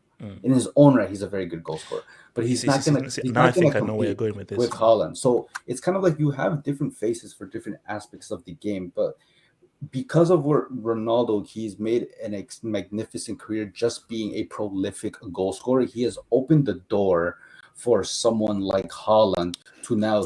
He changed the game, man. He's so influential. He changed the game. No, because my thing, and that's why I wanted to bring the whole. Sorry.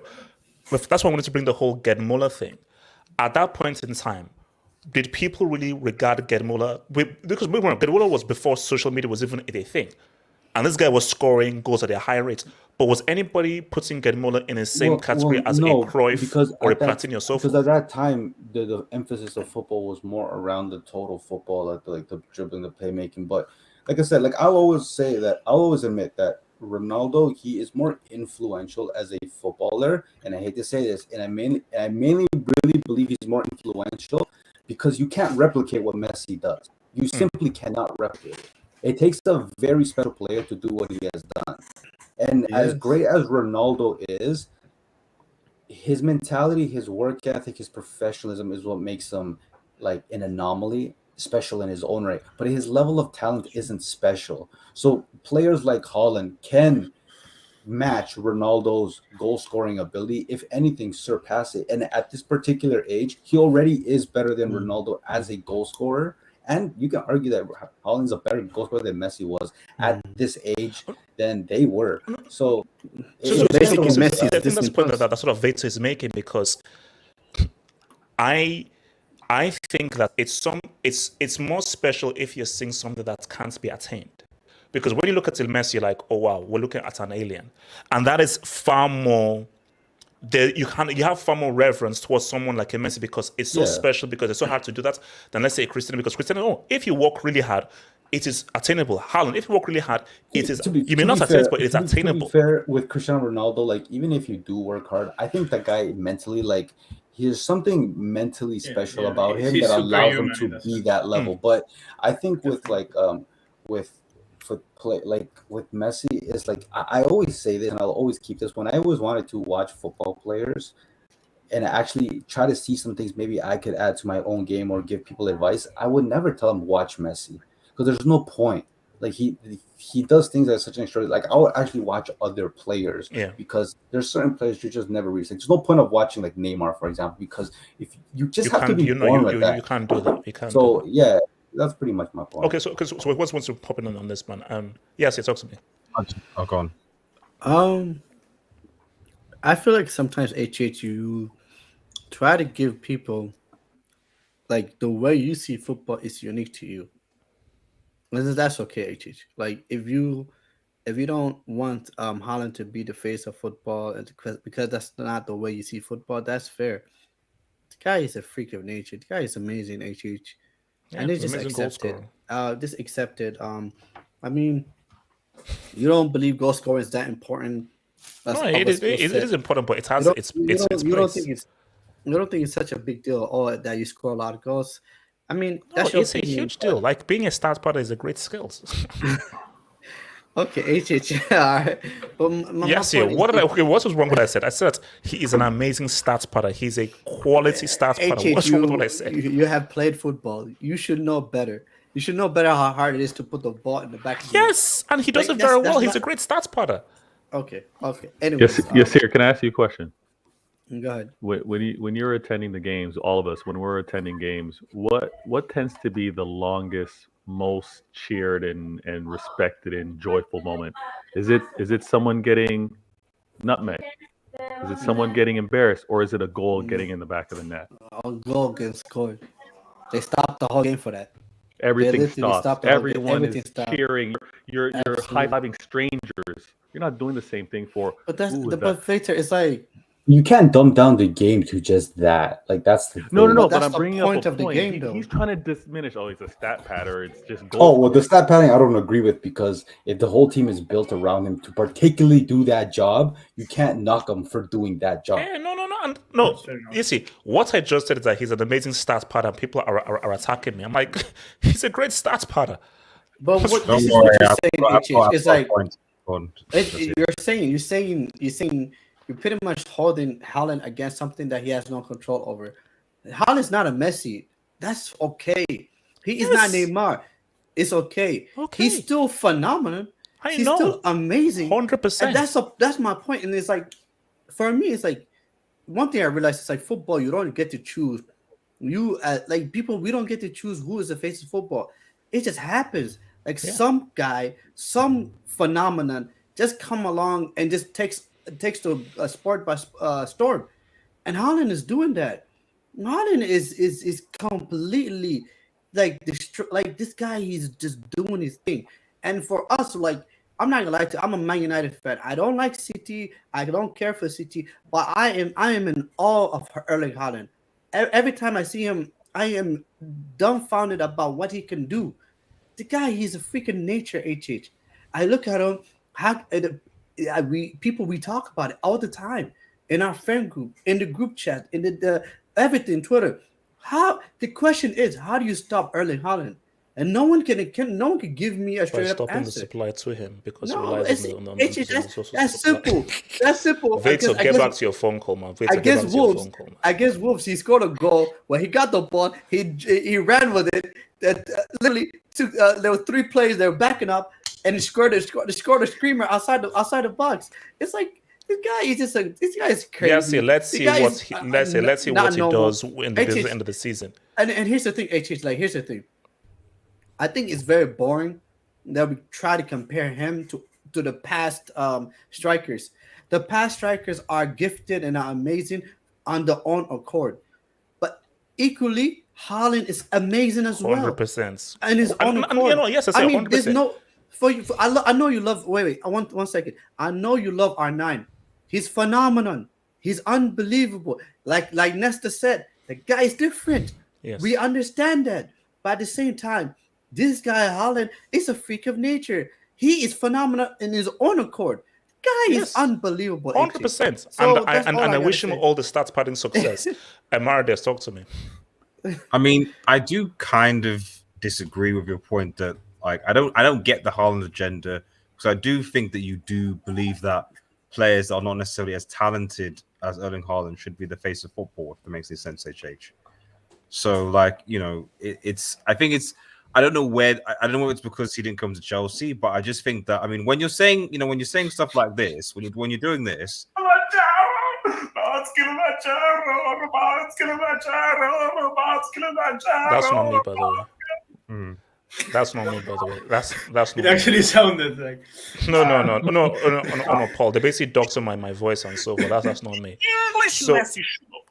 Did you? So remember when you said that Mount was when you said these were the English Messi?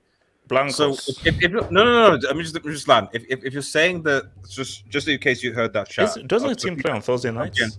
No. Let me just repeat it. Wait, Mike, were they like 1-0 down against Omonia? In case the chat didn't hear and the channel hear, because I don't view as a when you're saying that the English Messi, when you're saying that Mason, what else do you win a trophy?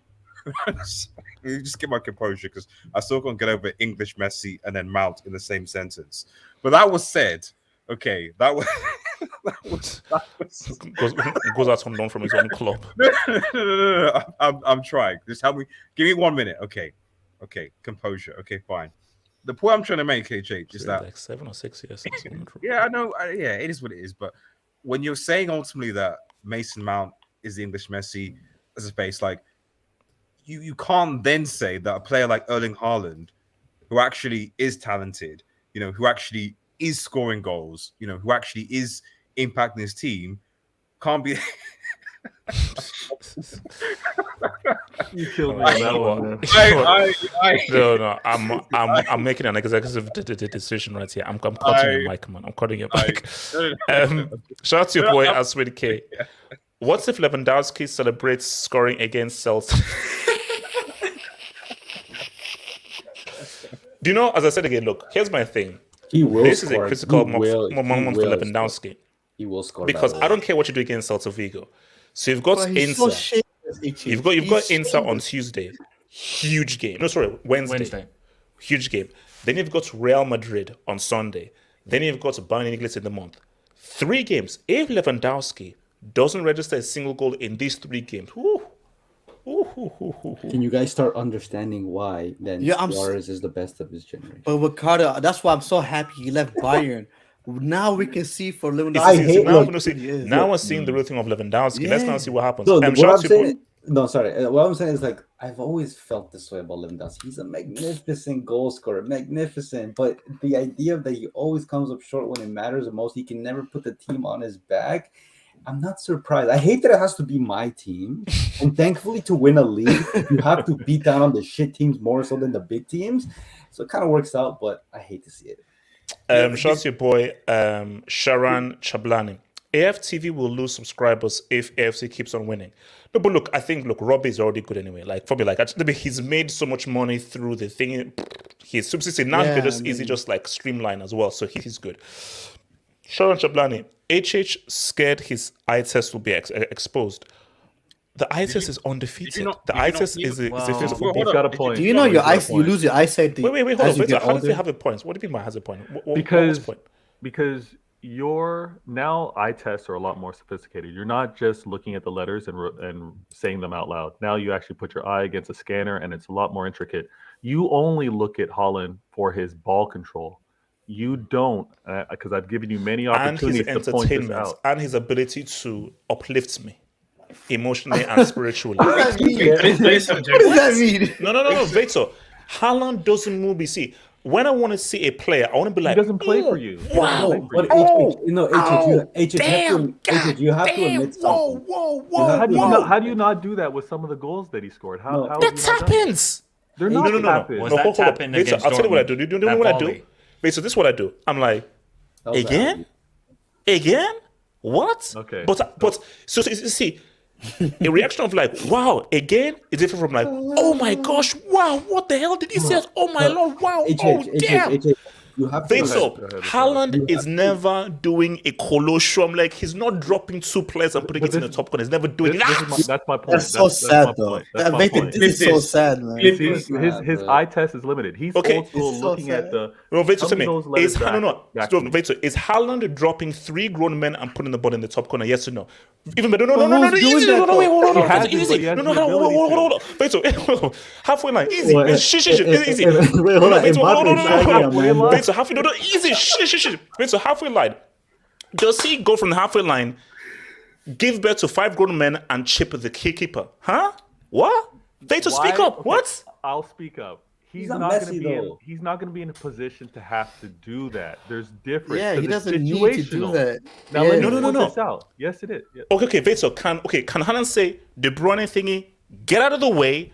I'm going to go past 4 players, put it in the top corner. He's never doing that. Until he does that, I ain't respecting him. Vader, Let me back you. I've got you.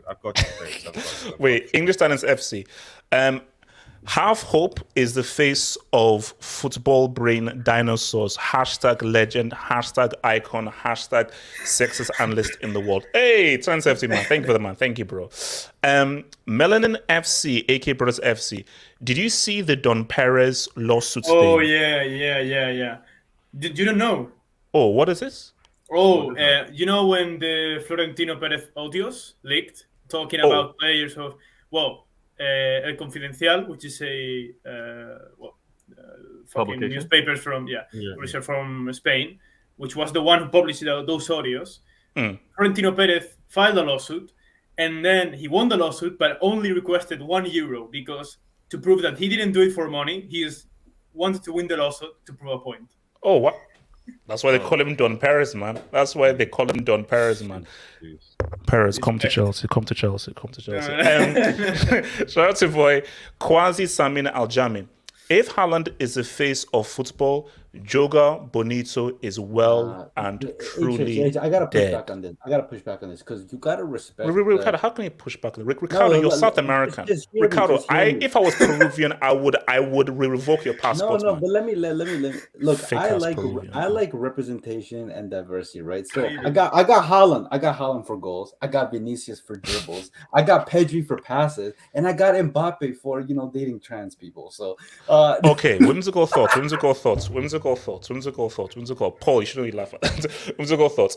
By age 28, Van Basten scored close to 300 goals. Yeah, apparently Van Basten was on something. Yeah, And if he didn't get his injury, Van Basten would have been crazy. Yeah, Marco was sick.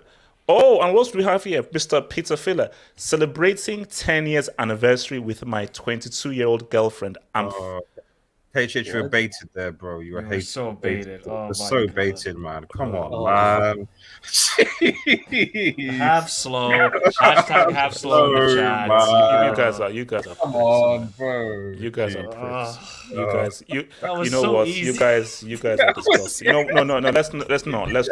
Aswin K. I actually feel this good. Oh my God. What is Mbappe thinking now after not going to Real and Haaland getting high PR in EPL? And is he getting unnecessary hits from all the world? Look, this is what I will say. He's probably feeling something. No. And I said this when it happened, and I'll say it again. Mbappe not going to Real Madrid is going to be the biggest mistake of his career. Even if he's just here for these 2 years, these 2 years could potentially just ruin Mbappe's trajectory. Because we're already seeing it for PSG. The reason why he's like this is because of the money he was given. The freaking president of France begged him to stay, and now his ego has now become But super big and so forth. you can't tell me that Messi and Neymar are gonna carry him to PSG's Champions League title. If PSG win, Mbappe will be the reason. No, he would not. The way he's playing right now, playing right now. That's why they're not going to win. So unless Mbappe somehow remembers how to say what's up, that's why City have to win. If City don't win, because City are the only arguments, PSG ain't winning. So Veto, do you hear what I said? Based on the Mbappe tax, Veto,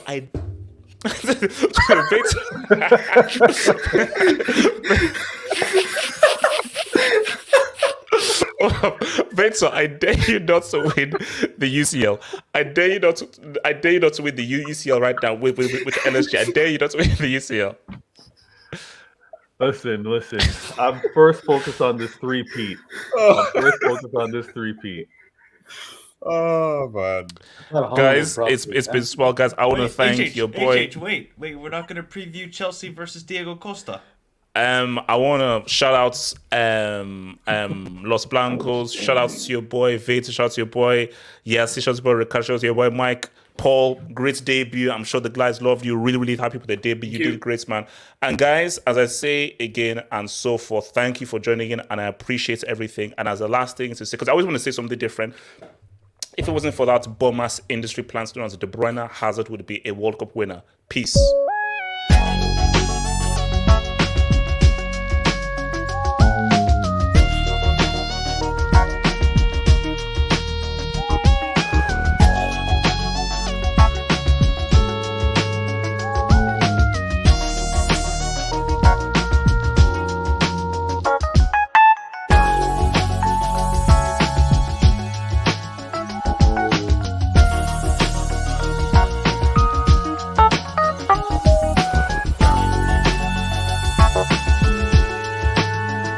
Thank you.